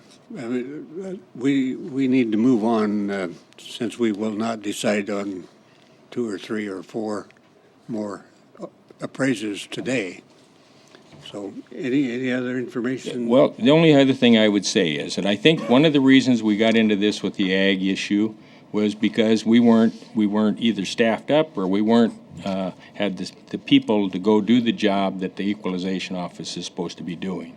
And I'm just going to say that if he doesn't have the employees to do it, then he ought to be looking at some contracts to fill the void until he can get the employees up and running. Because we shouldn't be appraising some people's property at today's market and leaving other ones set for 20 years and undervaluing them or going out overvaluing the other ones. I mean, that office is supposed to be for equalizing the taxation that we impose, and I don't feel that that's been happening. Okay, we'll move on. Thank you, Shannon. Highway Department, item 27. Just let you read this, just for information. Good morning, Heine Jungie, Pennington County Highway Superintendent. We advertised for bids for tree and debris removal in 3 different project areas. The one area was out Highway 44 all the way to Silver City. Another project was Sheridan Lake Road out that way, and the third project was down Rockerville, Old Hill City Road area, way up west into the hills. We received 4 bids, and the bids range from a high of $781,000 to $55,000 for all 3 areas. The low bid was ECO Timber out of Belfouche, South Dakota. They bid $26,000 on project area 1, $19,800 on project area 2, and $9,225 on project area 3. And we would recommend awarding all 3 project areas to ECO Timber out of Belfouche, South Dakota. Now what this is, all 3 of those areas we mapped out. It's a county maintained roads. Off those areas, there's approximately 750 some trees that need to be removed. That's just the full trees. There's also partial trees and limbs in the right-of-way. The area out on Highway 44, they have to haul the branches away. We got sites approved from the Black Hills National Forest on where to pile the material. The full trees has to be cut down into a 16-foot length and decked and piled. And then the brush has to be piled separately. Forest Service intent that they'll go in and burn the branches and the brush at a later point in time. And all the full trees have to be decked and limbed so that they'll possibly be available for either firewood by the Forest Service in the future, or they will be, if there's some marketable timber in there, the Forest Service may try and sell some of that marketable timber. But we was informed when these disposal sites were approved that we can't allow private people to haul into these sites, and that the deck trees will remain the property of the United States government. So, Heine, I mean, there's just a huge difference between these bids, and usually that indicates somebody didn't understand the bid, either bidding high or somebody who bid real low doesn't know what the heck he's getting himself in for. Have you visited with Echo Timber? No, I did not. Before you coming in here making your recommendation? I did not call them. I mean, we had the specifications out there. We had the requirements. We had the disposal sites. The maps were all available. And I didn't know if I should be the one calling and talking to somebody because their bid looks too low or too high. I guess I didn't know if I should be doing that or not. So I just assumed that everybody read the same documents. Well, they didn't, because you got one bidding $26,000 and the other one's bidding $280,000. I mean, obviously, somebody's missed something somewhere in that. And then another one, he's bidding 19.8, and the other high one is 249,000. I mean, there's just such a huge difference. Somebody's missing something. Yeah, And we can there is. award this to Echo Timber, but if they've really missed the boat on this, you're probably not gonna get them to do the work. That could be, but then they're gonna forfeit their bond. They had to provide and they did a cashier's check to That's guarantee that. $5,000. Yes, So, yeah. but once we award the bid, then they have to provide us with a performance bond. They also need to provide us with a performance bond for the full amount of the contract, which is $55,200. I guess I just didn't I like the feel. low bid, but I do too, but I wasn't comfortable calling a contractor and say, hey, I think you might have missed something in there and maybe you wanna pull your bid. I really didn't feel that was my, part of my, or that I should do that. Well, I would. Mr. Chair. Yeah, but I don't think you can allow them to pull their bid up. Heine, is anybody here from these companies that bid on this? Series is here that has the city of Rapid City's, contract. Okay, so the guy from Belfouche isn't here. Do you happen to know who that person is? It's a Shockey's the last name. I don't have the. Shockey? Travis? I didn't bring the actual bid. I just brought the tabulation. Oh, this is 780,000 versus 50, which is high. All I know is that I've been told that he has a huge, chipper that can chip up to 8-inch, branches and limbs. What's gonna happen on this if the default takes place and with FEMA? Because I know we were on a tight schedule to have this thing out in 3 or 4 days and didn't get much of a chance to work on it at all. So if this thing goes down, what's FEMA gonna do after it goes down and if it doesn't get taken care of?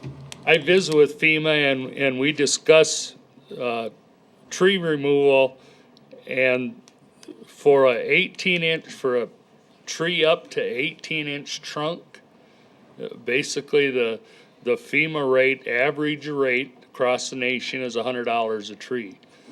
So then we had branch removal and stump removal in there too, so my ballpark estimate was it's gonna be over 100,000 because I knew we had 750 trees and that's 75,000 there if the FEMA rate at of $100.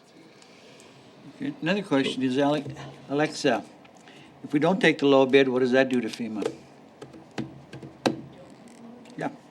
FEMA's gonna pay for, they get to decide what they wanna pay for, so you take the higher bid or the lower bid, as long as it is reasonable by what he's saying, what they say is the average going rate. They reimburse 75% of that, should they? We need to have a reason to reject low bid. And if they see a lower bid, then yes, they would ask us why, because they wanna see us going out for a competitive bid. And I guess the only thing, and I hate to push it off, but we could delay it if you want the owner here of that company. But I'm not sure that we can, after you've had a bid like this, I'm not sure that he can say, oh, yeah, I did make a mistake. Gee, I don't want to bid that. I guess that's sort of too But then bad. He forfeits his $2,200 and some dollar, cashier's check that guarantees coming to the bid, enter into the contract. See, we asked for a bid bond. He only forfeits that if we award, but if he withdraws his bid, he doesn't forfeit it. Yeah, but he would have had to withdraw. Everybody knew that we were gonna award it today. That was all in the specifications. All right, make a motion that we take the low bid. I'm gonna second it. I don't think we have any other choice, but I really hesitate because when you got one guy willing to buy a new car for $29,000 and the other guy wants to give you $700,000 for it, I think I'd take a look at that. Okay, we have a motion and a second. Any further discussion? Me too.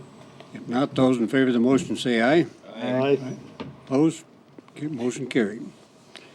Next item. The next item is award recommendation for project P643:08 PCN 02DP.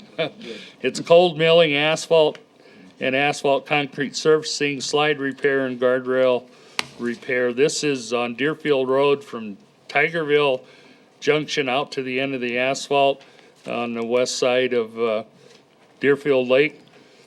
This a mill and overlay, basically what the project is. The state of South Dakota opened bids at their October 16th letting. 4 bids were submitted. The lowest bid was from Bituminous Paving of Ortonville, Minnesota, in the amount of $2,828,768.81. The bid is $126,604.59, or 4.3% below engineer's estimate. And the award of this bid by the South Dakota Department of Transportation is subject to approval of the county commissioners. And I would recommend approval, and I've drafted a resolution that you can approve that we concur in awarding the bid to Bituminous Paving of Ortonville, Minnesota, in the amount of $2,828,768.81. Mr. Chair? Yes. I'd make a motion to approve the resolution 11-05-2013, awarding the contract to Bituminous Paving Incorporated of Ortonville, Minnesota, in the amount of $2,828,768.81. Second. Motion and a second. Any further discussion on that motion? Just want to let you know, most of this is federal funding. This is our surface transportation improvement funding we get from federal government. There is, the county will be kicking in some funding because we're going to take the millings and put them on a portion of Gillette Prairie and a portion of Mystic Road. So we will have some cost involved. Thank you. Any further discussion? Hearing none, those in favor of the motion say aye. Aye. Opposed? Motion carried. Thank you, Heine. We should just give all this money back too. Thank you. Item 28. It's funny, I wonder where our recommenders went to. Good morning, Nick Strout, Director of Human Resources for Pennington County. What was given to you was 2 separate documents that was asked by the commission for surveys to the department heads and to our employees about potential pay changes. And this was in regard to the passing of the handbook that was brought up by Commissioner Holloway. So I did 2 different ways that I thought would be most effective. I really wanted to get the opinion of the department heads because they're the ones who running their respective departments. And I asked them to talk to their line supervisors and their payroll specialists and really get back to me with some detail on what they would like to see as far as how the frequency in which we get paid. The second packet is 2 separate questions that were asked of all our employees via email and paper responses on the frequency that they wish to get paid.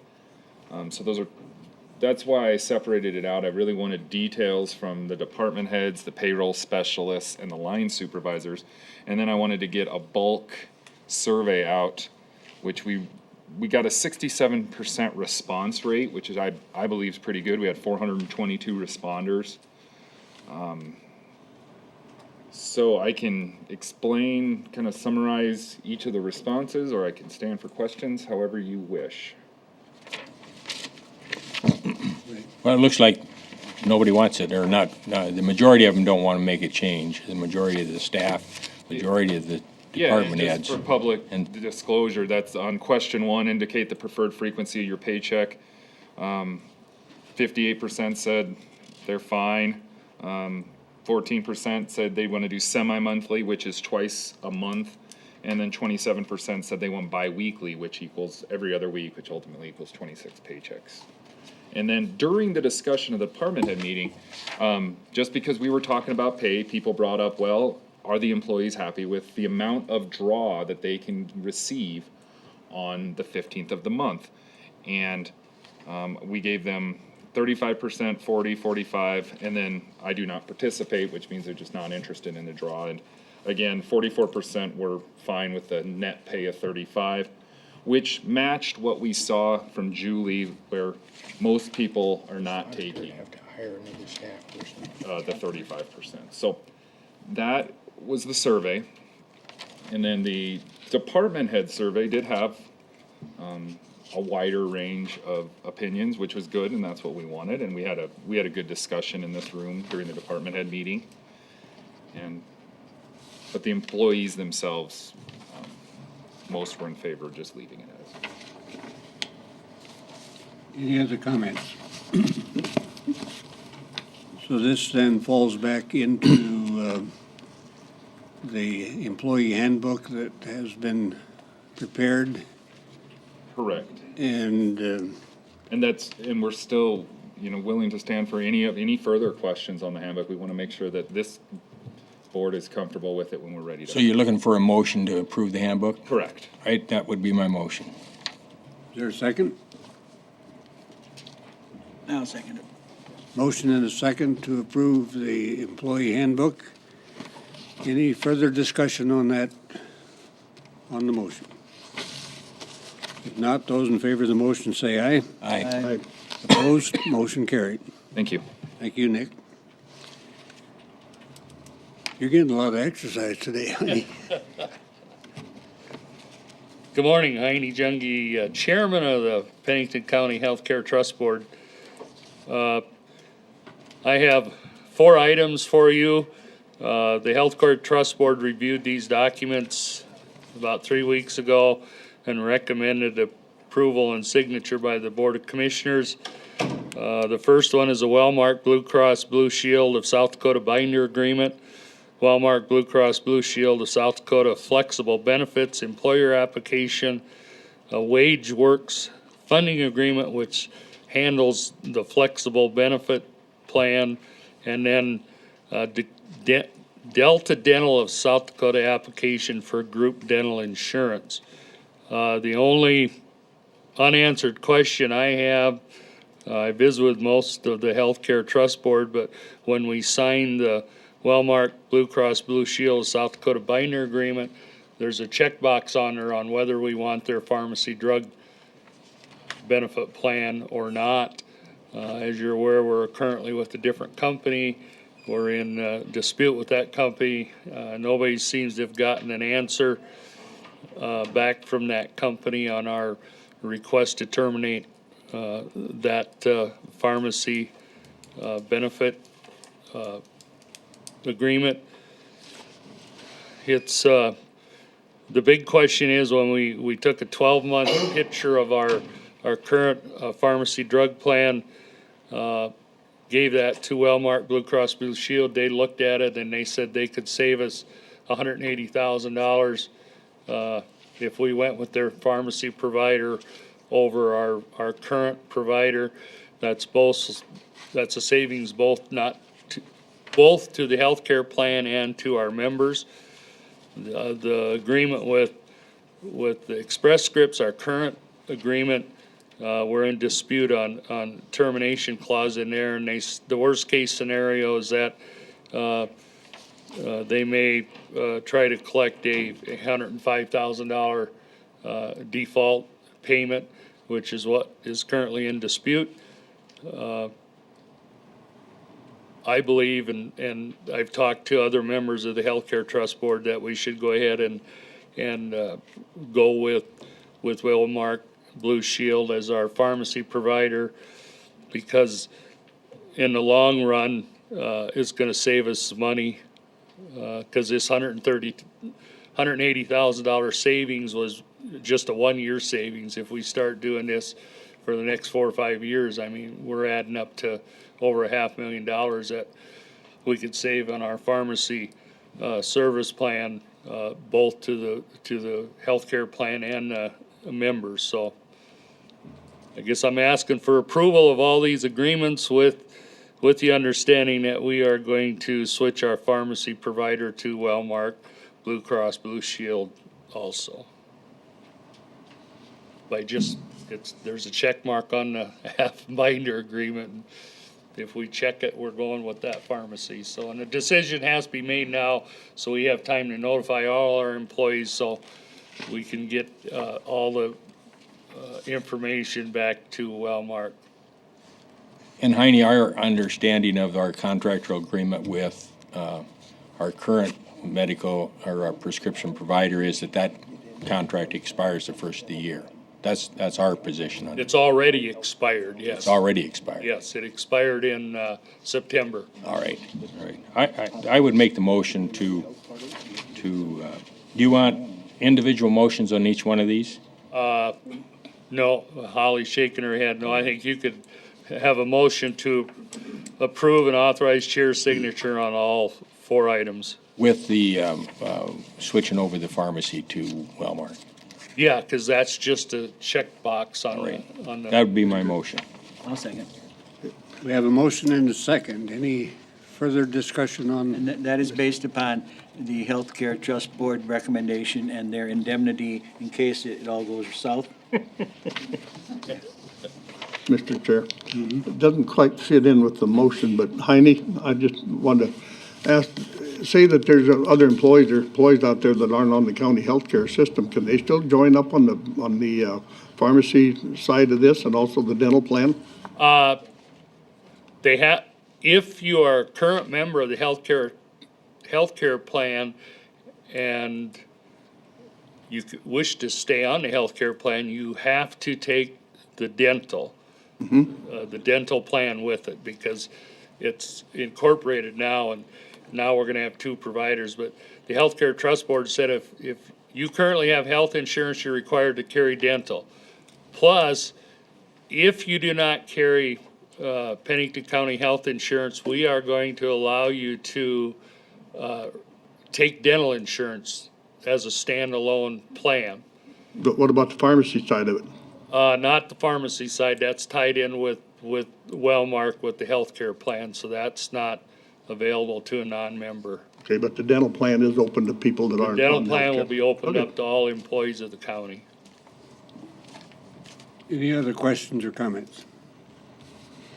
We have a motion and a second. All in favor, say aye. Aye. Opposed? Motion carried. Thank you. Thank you, Honey. Item 30, Sheridan Lake Road Reconstruction, Mr. Brad Dockin.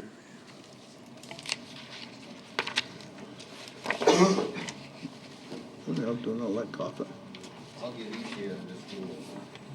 This is kind of what the county provided, or what Penny provided, but I put some little, you can see where they. Thank you.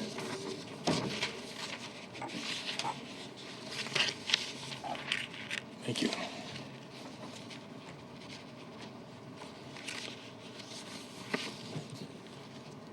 So I sent an email back when. Would you state your name for the record? Brad Dockin, and I'm the owner of 14095 Sheridan Lake Road.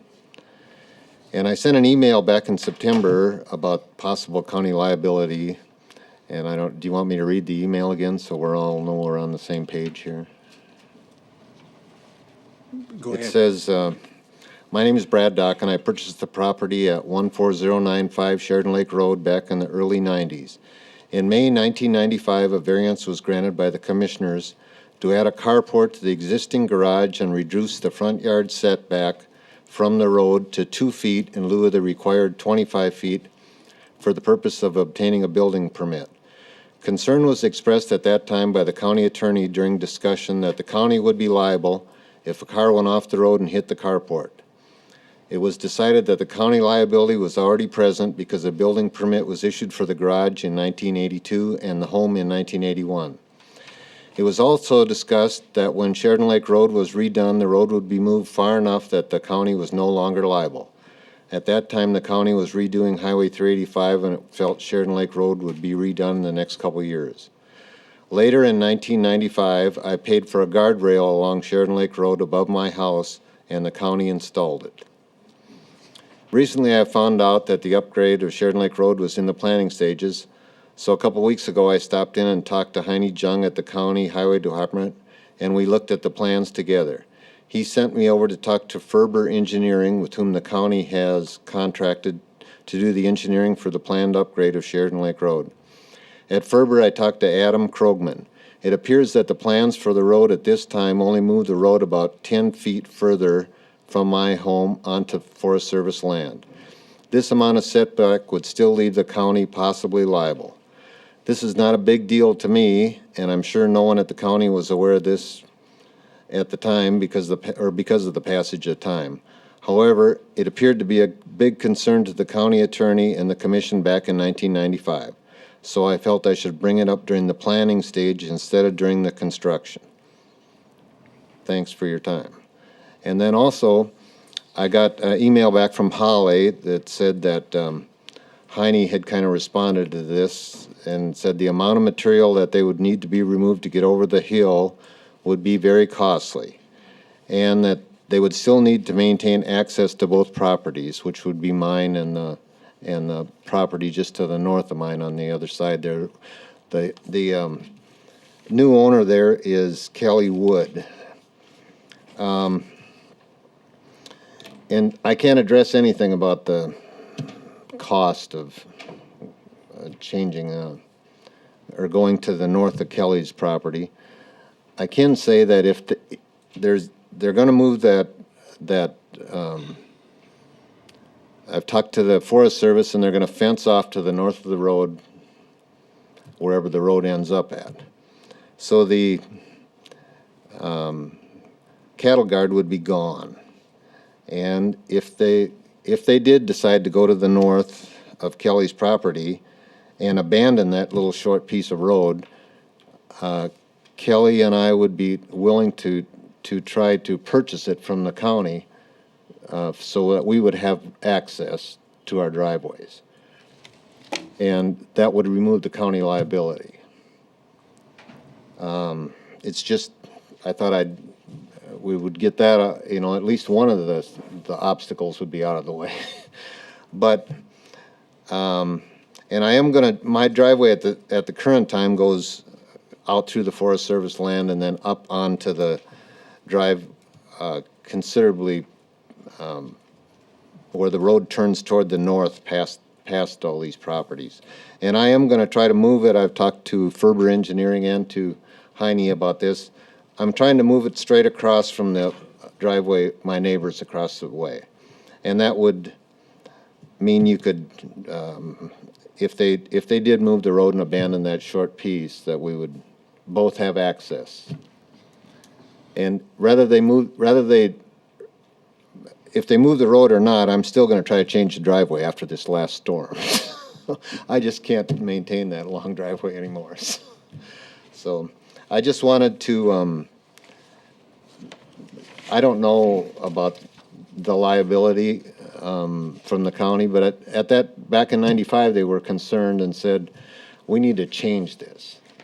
So I wanted to bring it up so everybody knew while it was still in the planning stages. And Mr. Chair? Also, I don't know how many people have had cars end up on their property during an accident, but during the about 18 years I've lived there, 4 times the cars have ended up on my property during an accident. And not always cars, and one time one of them was wedged between the garage and the road, and that was a boat that came off somebody's trailer. So that it is certainly a possibility that the liability is there. And I guess Commissioner O'Leary, did you have a question? I got a question, I guess, for Heine, because it sounds like if we move the road, then we put somebody else's property out of compliance, so we're kind of in.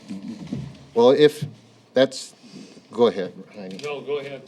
That's certainly the case if you stay with the road the way it is. But if you went around the north end of all the properties, It would take away all the liability, and like I said, Kelly and I would be willing to try to purchase that short section of road that was left there, and that would do away with all the county liability. Is that an option, Heine? We had Ferber Engineering look at that. We looked at realigning that road, trying to come off of Biker Bob's curve and shooting up the hill, but there was no way we could get a decent grade in there. And the amount of dirt you'd have to move to have a decent grade through there was I don't have the number from Ferber, but I think it would be like $200,000 to $300,000 additional cost, and then we would still have to get approval from the National Forest to realign that, and then artifacts, and yeah, you're talking a couple years more to try and get that done. But it was looked at. We felt it'd be better to realign the road, improve the one curve we had on close to the existing alignment. We still get shifted 10 feet away from his property, which now gives us 12 foot outside of the right of way. I mean, basically our big concern is any obstacle within the right of way. We need to maintain a 10-foot clear zone off the edge of the asphalt, and then that's the requirements from federal highway. But everything is outside of the county right of way, and I do not see a problem with that. But we looked at two different alignments. We looked at coming off of this curve and going back in the forest, but that is a very steep hill, and it'd be a steep grade. We also looked at coming way back here and coming across this way with a new alignment, and the amount of material and dirt that would have to be moved to put a decent road in there wasn't feasible. I guess I can go back to Ferber and get numbers if you actually want to see the numbers on what it would extra costs would be involved. I could do that.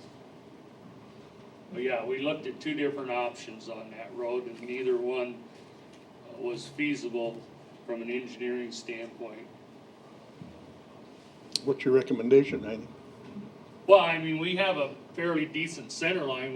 We're basically this curve, we're swinging this curve up into the forest land and coming back down on the alignment right through between the two properties, trying to lessen the impact on the properties as much as possible, and still maintain the road through there.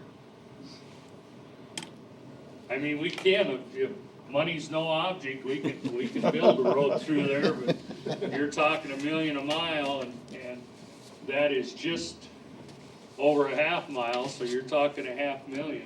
Well, Mr. Dockin and Mr. Woods said they'd buy that right away, so Yeah, no problem. we could turn out pretty well even on it. Well, that's true. If you were considering that, you're better off to buy the property and just, Yeah. I was just concerned that, that the years ago, they were concerned about the liability, and it should still be a concern, because sooner or later, somebody's gonna hit, I mean, it might not be in my lifetime, but. Mr. Chair. Yeah. Heidi, we're gonna stay on within our road right away, correct? no, we're going to, Well, yeah, but you're gonna move it, but we're still gonna be in, yes. when you move, we're still gonna be within our road right away. I'm gonna need a temporary easement, from this property, which used to be ours. I didn't know it got sold to Woods, but we'll need a temporary easement on this property because we're increasing the curvature, and we're gonna nip a corner of this and right there by the house. But we're gonna end up, our easement, our temporary easement is just about up to that building site, so it's just a really tight area. I was trying to avoid it by doing a realignment, but it's not cost effective. Plus, if we did build a road up over this way or come way back here, we still have to provide access to all the lots and the houses. Jay, do you have any comments you wish to make? Thank you, Mr. Chairman. Jay Alderman with the State's Attorney's Office. I feel like I need to comment a little bit because the term liability has been used a number of times here today. Certainly one should always be, and the county should always be trying to design and build roads such that it's as safe as possible, meets all the needs under ordinance and whatnot. I can't disagree with what Heine has said here today, is that there's been mitigating factors with guardrails put up. There's a practicality of where you can put roads. I think he is suggesting the best marriage of all of those responsibilities and obligations. The 10-foot is outside the right-of-way. It's not 10 foot from the traveled surface. It's outside that entire right-of-way.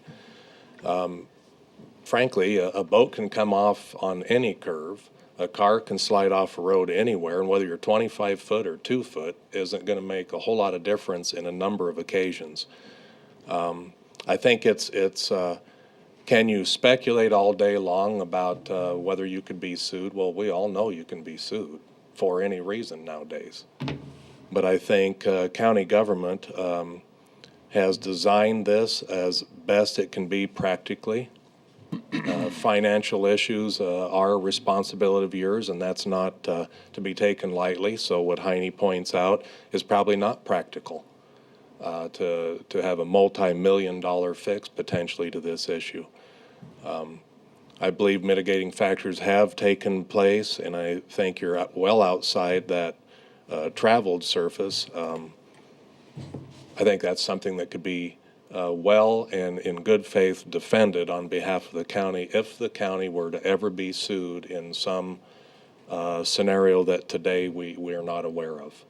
So I think to simply coin it as, well, that this would remove that liability and you'd be liable if, and the liability this, and I appreciate the observation, but I don't think it's not a foregone conclusion that Pennington County is liable given what we've just listened to and we've observed on the screen today.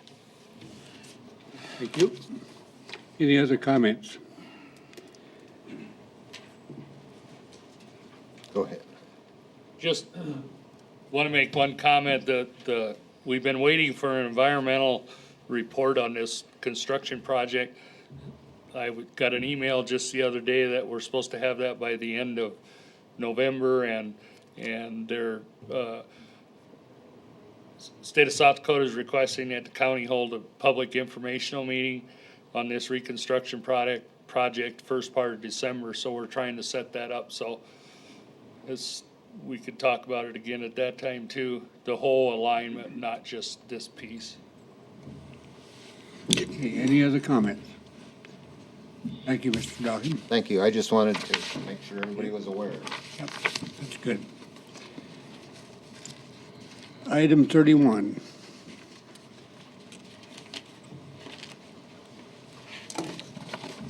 Morning. James Gibbon, property owner, 7385 Kingbird Court. My request is for a second driveway from that short cul-de-sac. Be for the purpose of accessing a garage.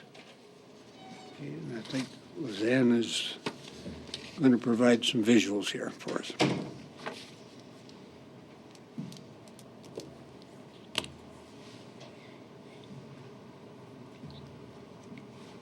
is just the aerial photograph of the property and rapid map here.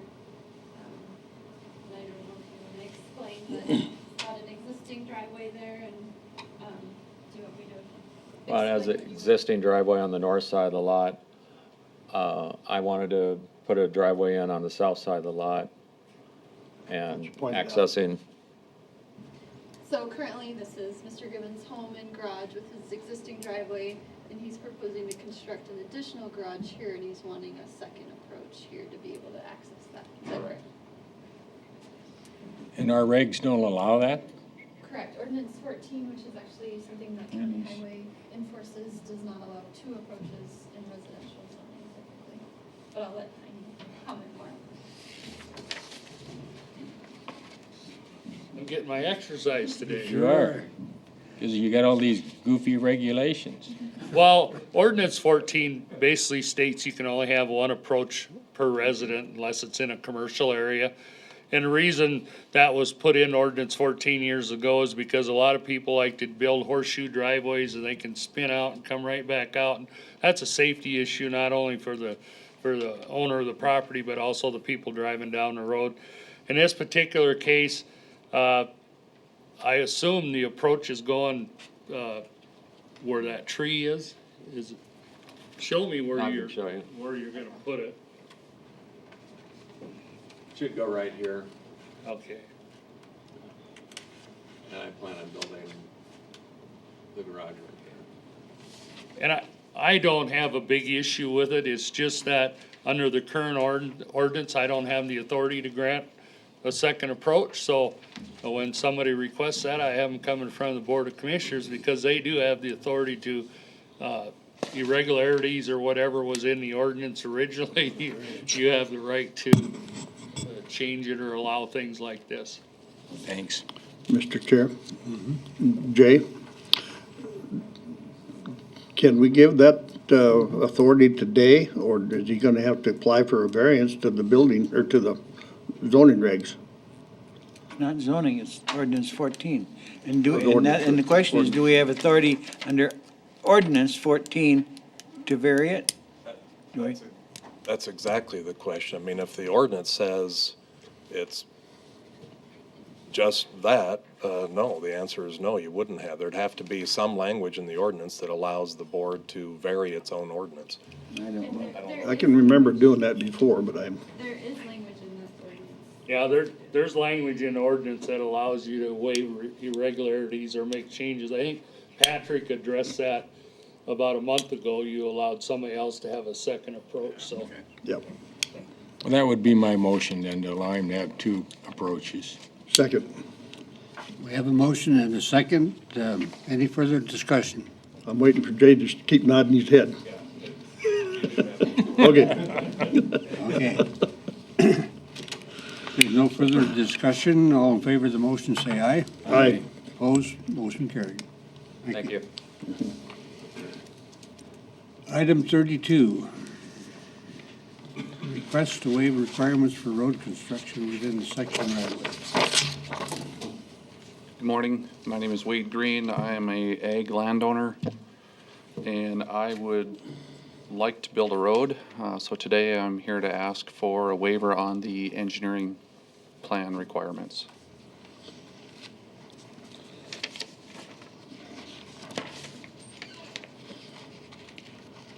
Hey, Heidi, how's your knees holding out?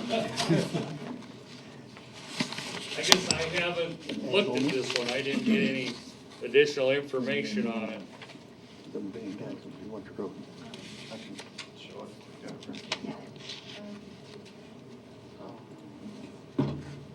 Mr. Green will give you a map explanation here, but basically there's a process in the planning and zoning department to apply to build a road within a section line right of way.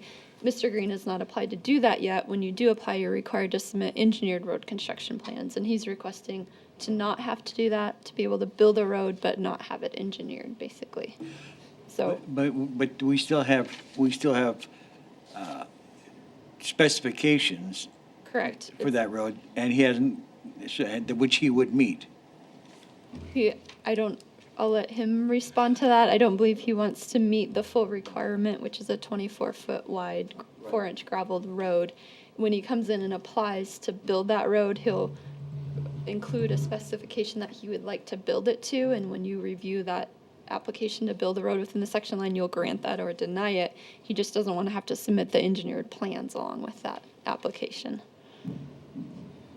But I'll let him show you on the map, I guess, what his route is. And Currently, I own the east half of this section 5. This whole section 5 right now is 100% ag property, as is sections 8, 9, 4, and I believe it's 6 somewhere. 6 is over here. Currently, there is a minimal maintenance road or minimal road up to this particular residence. I would like to build a road, a half-mile road from this point over to this edge of the property to be able to access this ag land. What I'm requesting then is not to have to design an engineered spec to this. Ultimately, what I'd like to see is a reduced road deck from the 24 down to a 14, and then the 4 to 6 inches of gravel. Well, Mr. Chairman, I don't have a problem with the engineering. 14 foot is going to be a little narrow. I mean, whether you like it or not, and whether it's ag land or not, it becomes a public highway. And you may or may not have traffic on it, but we can worry about that later on. Right, today- My motion is to not allow or not make him get the engineered road plans. Do we have a second? I'll second the motion. Mr. Chair? Yes. I have a couple of questions. Where was the access to this before? Current access to this comes off of Longview. Comes north of the airport off of Longview, and it's accessed via this section line up here. Okay, but then how do you get to the rest of the place? This Down currently that has section line? no maintained road.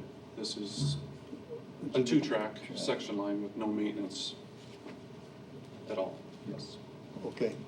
This section And line on the so- corner here is actually closed. This 1.2 acres is actually airport property. So this east and west is the only access to this property. I was wondering if that's not the airport. Okay. Any other questions or comments? We have a motion and a second. All in favor, say aye. Aye. Opposed? Motion carried. To more than 14 feet, correct? This is just that he doesn't have to get engineered road plans. Okay. Appreciate it. Okay. Looks like we're at item 33, planning and zoning, and we have a consent calendar. Does anyone wish any items removed from the planning and zoning consent calendar? No. If not, would you read them into the record, please? PJ Conover, Assistant Director, Planning and Zoning Department. The Board of Commissions uses the consent agenda to act on non-controversial and routine planning and zoning items quickly. The consent agenda is acted upon by one motion and one vote of the board. Items may be removed from the consent agenda and placed on the regular agenda at the request of a board member or a citizen. The consent agenda for planning and zoning contains the following items. Planned Unit Development, PU 0607, Black Hills Resort Incorporated, Cimarron Park, Agent Ark Janklow, asking to be continued to December 17th of this year's meeting. The second is the first reading and public hearing of rezone RZ 13-8 and comprehensive plan amendment CA 13-2 for Larry Tuber and Schoolhouse LLC, Renner and Associates, the agents. Approval recommended. Item D, first reading and public hearing of rezone RZ 13-15 and comprehensive plan amendment CA 13-09 for Neil Treschetter, asking to be continued to the meeting on November 19th of 2013. Item E, first reading and public hearing of rezone RZ 13-13 and comprehensive plan amendment CA 13-07, Mitch Morris, asking to be continued to November 19th meeting of this year. Item F, planned unit development review, PU 08-01 for Claire Vauchel, approval recommended. And item G, a vacation of easement, VE 13-02 for Aaron Olson, approval recommended. Is there any other thoughts on this? Do we have a motion? Mr. Chair? Yes. I make a motion to approve the consent agenda as presented and items B through G of item 33 on our schedule today. There's a second to that motion. Second. Motion and a second to approve the consent agenda of planning and zoning. All in favor, say aye. Aye. Opposed? Motion carried. Item H, Item H is the first reading and public hearing of rezone RZ 1319 from James and Charlotte Steele and Fisk Land Surveying the agents to rezone 25 acres from General Agricultural District to Limited Agricultural District. Staff is, on October 28th, the Planning Commission recommended approval of this rezone. At this time, staff is asking for a continuation to November 19th meeting, as the staff understood that this meeting today was going to be held on the 8th and was advertised as such, so it had to be re-advertised. And the November 19th would give enough time to have the advertisements out. That would be my motion. Second. Okay, the motion and the second, and the motion is to postpone this until the, 19th? Correct. Okay, any discussion on that motion? If not, those in favor of the motion say aye. Aye. Opposed? Motion carried. Thank you. Thank you. Next is item I. Item I is the Spring Creek Watershed Management and Project Implementation Plan Advisory Group recommendations, continued from the October 15th, 2013 Board of Commissioner meeting. And item J is the Spring Creek Watershed Management and Project Implementation Plan participant agreements, also continued from the October 15th, 2013 Board of Commissioner meeting. Staff is recommending that we continue items I and J until the March 4th, 2014 Board of Commissioners meeting. My motion. Is there a second? March 4th, March 4th? 2014. Yes. Was there a second? Well, seconded, I guess. Okay. Okay, we have a motion and a second. Do you wish Sure. to? Due to the intensity of the October storm and the amount of runoff, we would like to have the opportunity to reassess some of these riparian projects.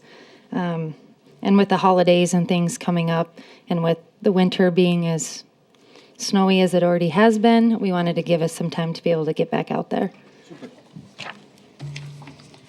Okay, any other questions or comments? Not, those in favor of the motion say aye. Aye. Opposed? Motion carried. Thank you. Okay, next item is item 34, and the evaluation of 4-H program advisor is being requested by the office in Brookings at SDSU. And given the fact that the Extension Board met last evening, Holly was kind enough to attend that meeting and take the evaluation form to the board. So would you care to step up and report on this, please, Holly? Certainly do that. I met with the Extension Advisory Board last night to get their opinions and offerings on Tiffany Meyer's annual evaluation, and they gave her rave reviews, commended her enthusiasm, her dedication to the program, and so I will take their comments and incorporate them into the evaluation form provided by SDSU.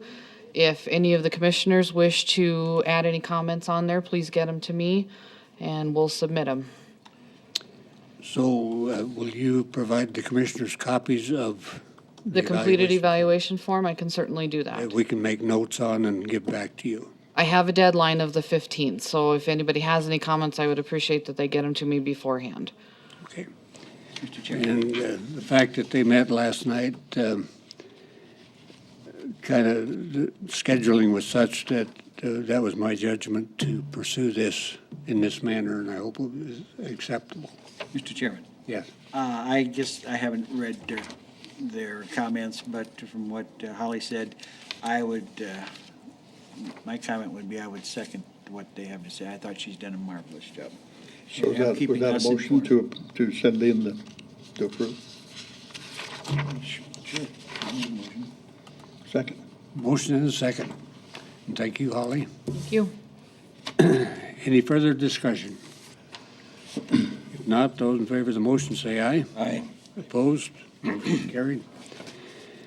Committee reports. Commissioner Holloway, you're missing your parole meeting today. Parole hearing or parole board?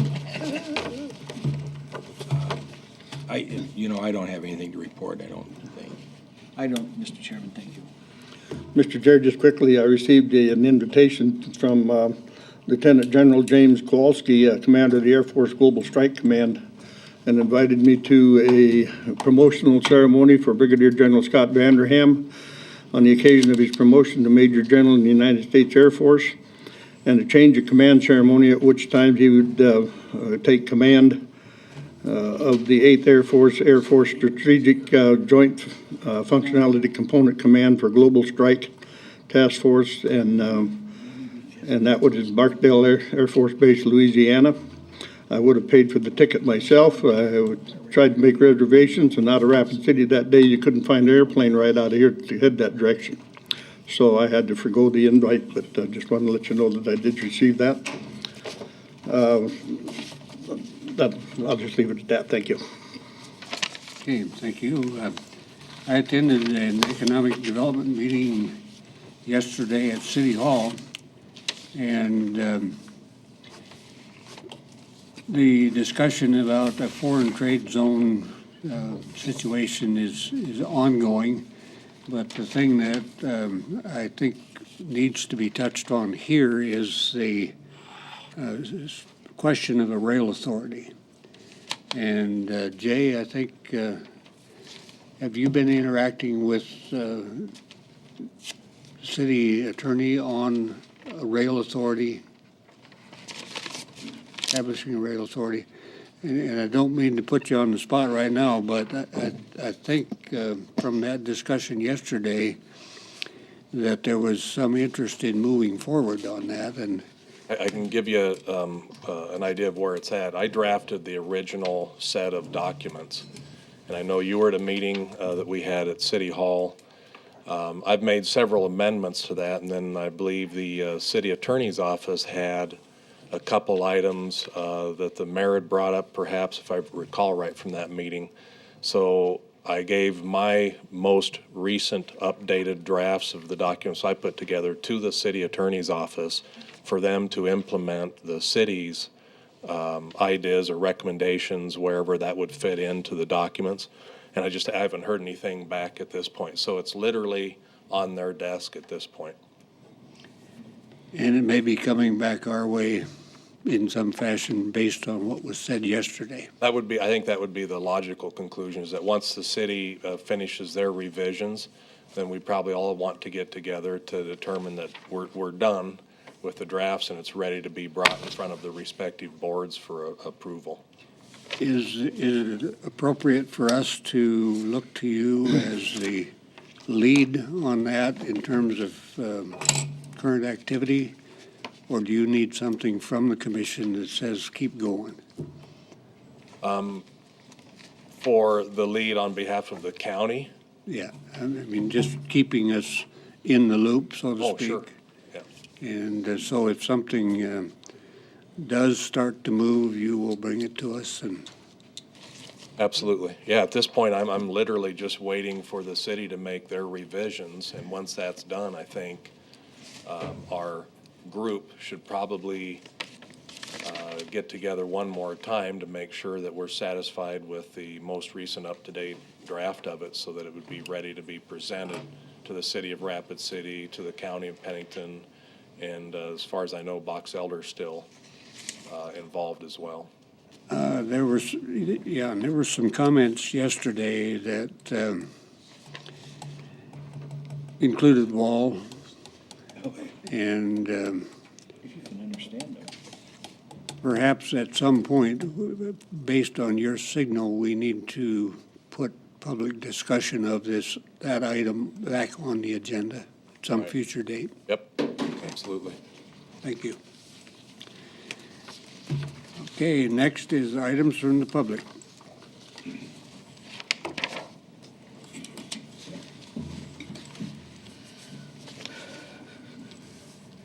My name is George Farabee, and I got a couple of items for you. First, in the way of information, last week I attended almost the entirety of the water hearings on the uranium mining. And to say the least, it raised a lot of questions in my mind. People asking what my position is, and trained, educated in the scientific methodology, I can't take a position until I have enough facts to take a position. But it sure raised some questions. DNR recommended approval of the water. And I talked to the secretary of DNR just briefly. And I asked him, I said, your recommendation is to go ahead, to the Water Management Board. And I saw nothing in your recommendation about quality. And I forget his exact words, but basically he said that's not a concern. That alarms me, folks. That really alarms me. Now, this board will continue. They met all of last week, and they got through one witness so far. And I think that one witness is done.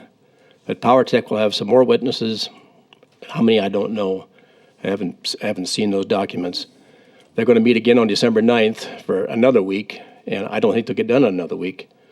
Next week, the Board of Minerals meets for their second go-around. I missed most of their first week last month.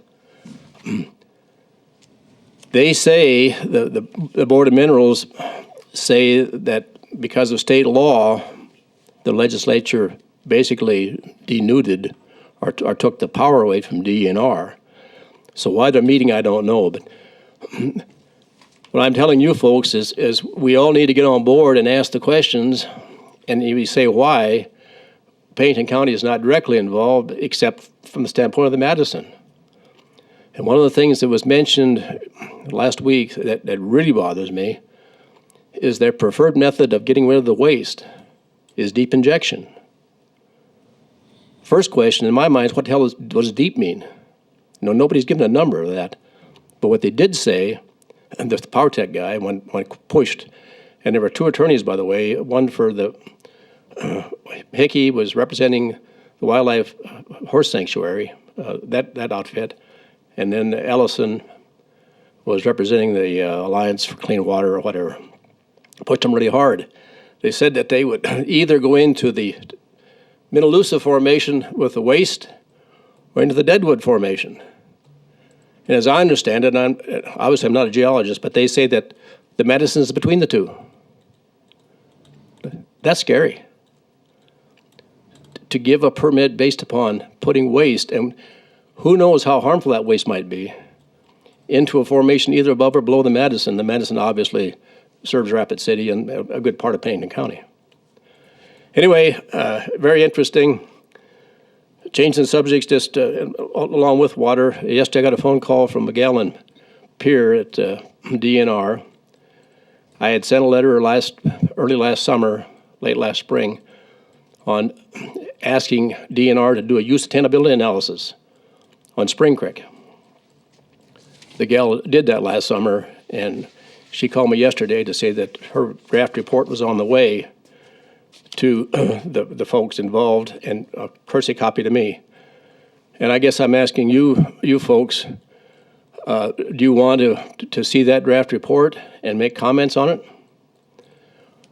What she told me, like I said, I haven't seen the report, but she said that she's recommending, and of course EPA has to approve this, and the Water Management Board, by the way. And there's two Water Management Boards. I didn't know that until last week. There's a Water Management Board that handles this 319 stuff, and then the Water Management Board that hands out quantities or quantities of water. Two separate boards. Anyway, she's going to recommend that a portion of Spring Creek be removed from the strict criteria of emergent recreation. Basically from the Boy Scout camp down to about Rafter J. At least that portion will fall in, if her recommendation gets approved, into limited contact. To me, the larger issue is Battle Creek and Spring Creek. Battle Creek is partially in Pennington County. It seems to me that they ought to be the same standards, and right now they're not. We have work to do, we in western South Dakota, work to do to say, EPA, how about being consistent across the board with Battle Creek and Spring Creek and whatever other creeks? And look at the parameters. The limited contract parameter is a large difference from immersion recreation. And I thank this gal very much for coming out and doing the study. I've never met her personally, but she and I have talked several times over the phone. And for you folks, use sustainability analysis, basically that's an EPA terminology for here's the prescribed use. Now, does on the ground analysis support that? And this gal on the ground, and I will tell you this, when she was here, she said that the Boy Scout camp, for whatever reason, read high. Understand that's only one sample, not scientific, obviously. But she said as soon as she left the Boy Scout camp area and came down the creek, the readings dropped off significantly. So, I want to pass it on to you. And as I mentioned, Battle Creek, the Battle Creek TMDL, and just 2 weeks before the big storm is when those folks met on the Battle Creek TMDL in Keystone. And I called a gal from EPA and said, it's a good thing it wasn't 2 weeks later. We'd probably been walking in water in the community center in Keystone. Other quick thing is, last meeting, if I heard Don correctly, didn't you ask for some cost data on what we've done so far on Spring Creek? And I guess I was sure interested in the same thing, and are you going to pursue it? Well, I would hope that eventually we're going to get that, yeah. Oh, I don't know that there was any motion made or any time given, but I would sure like to see what you asked for. Thank you much. Thank you. Anyone else? If not, the next item is executive session. Do we need another one? Okay. Can anyone else think of any kind of a motion they want to make? Go home. I make a motion to adjourn. If it's still snowing, I'm gonna there a light a burn pile if they'll let me. Is there a second? Yes. All in favor? Aye. Aye. Motion carried.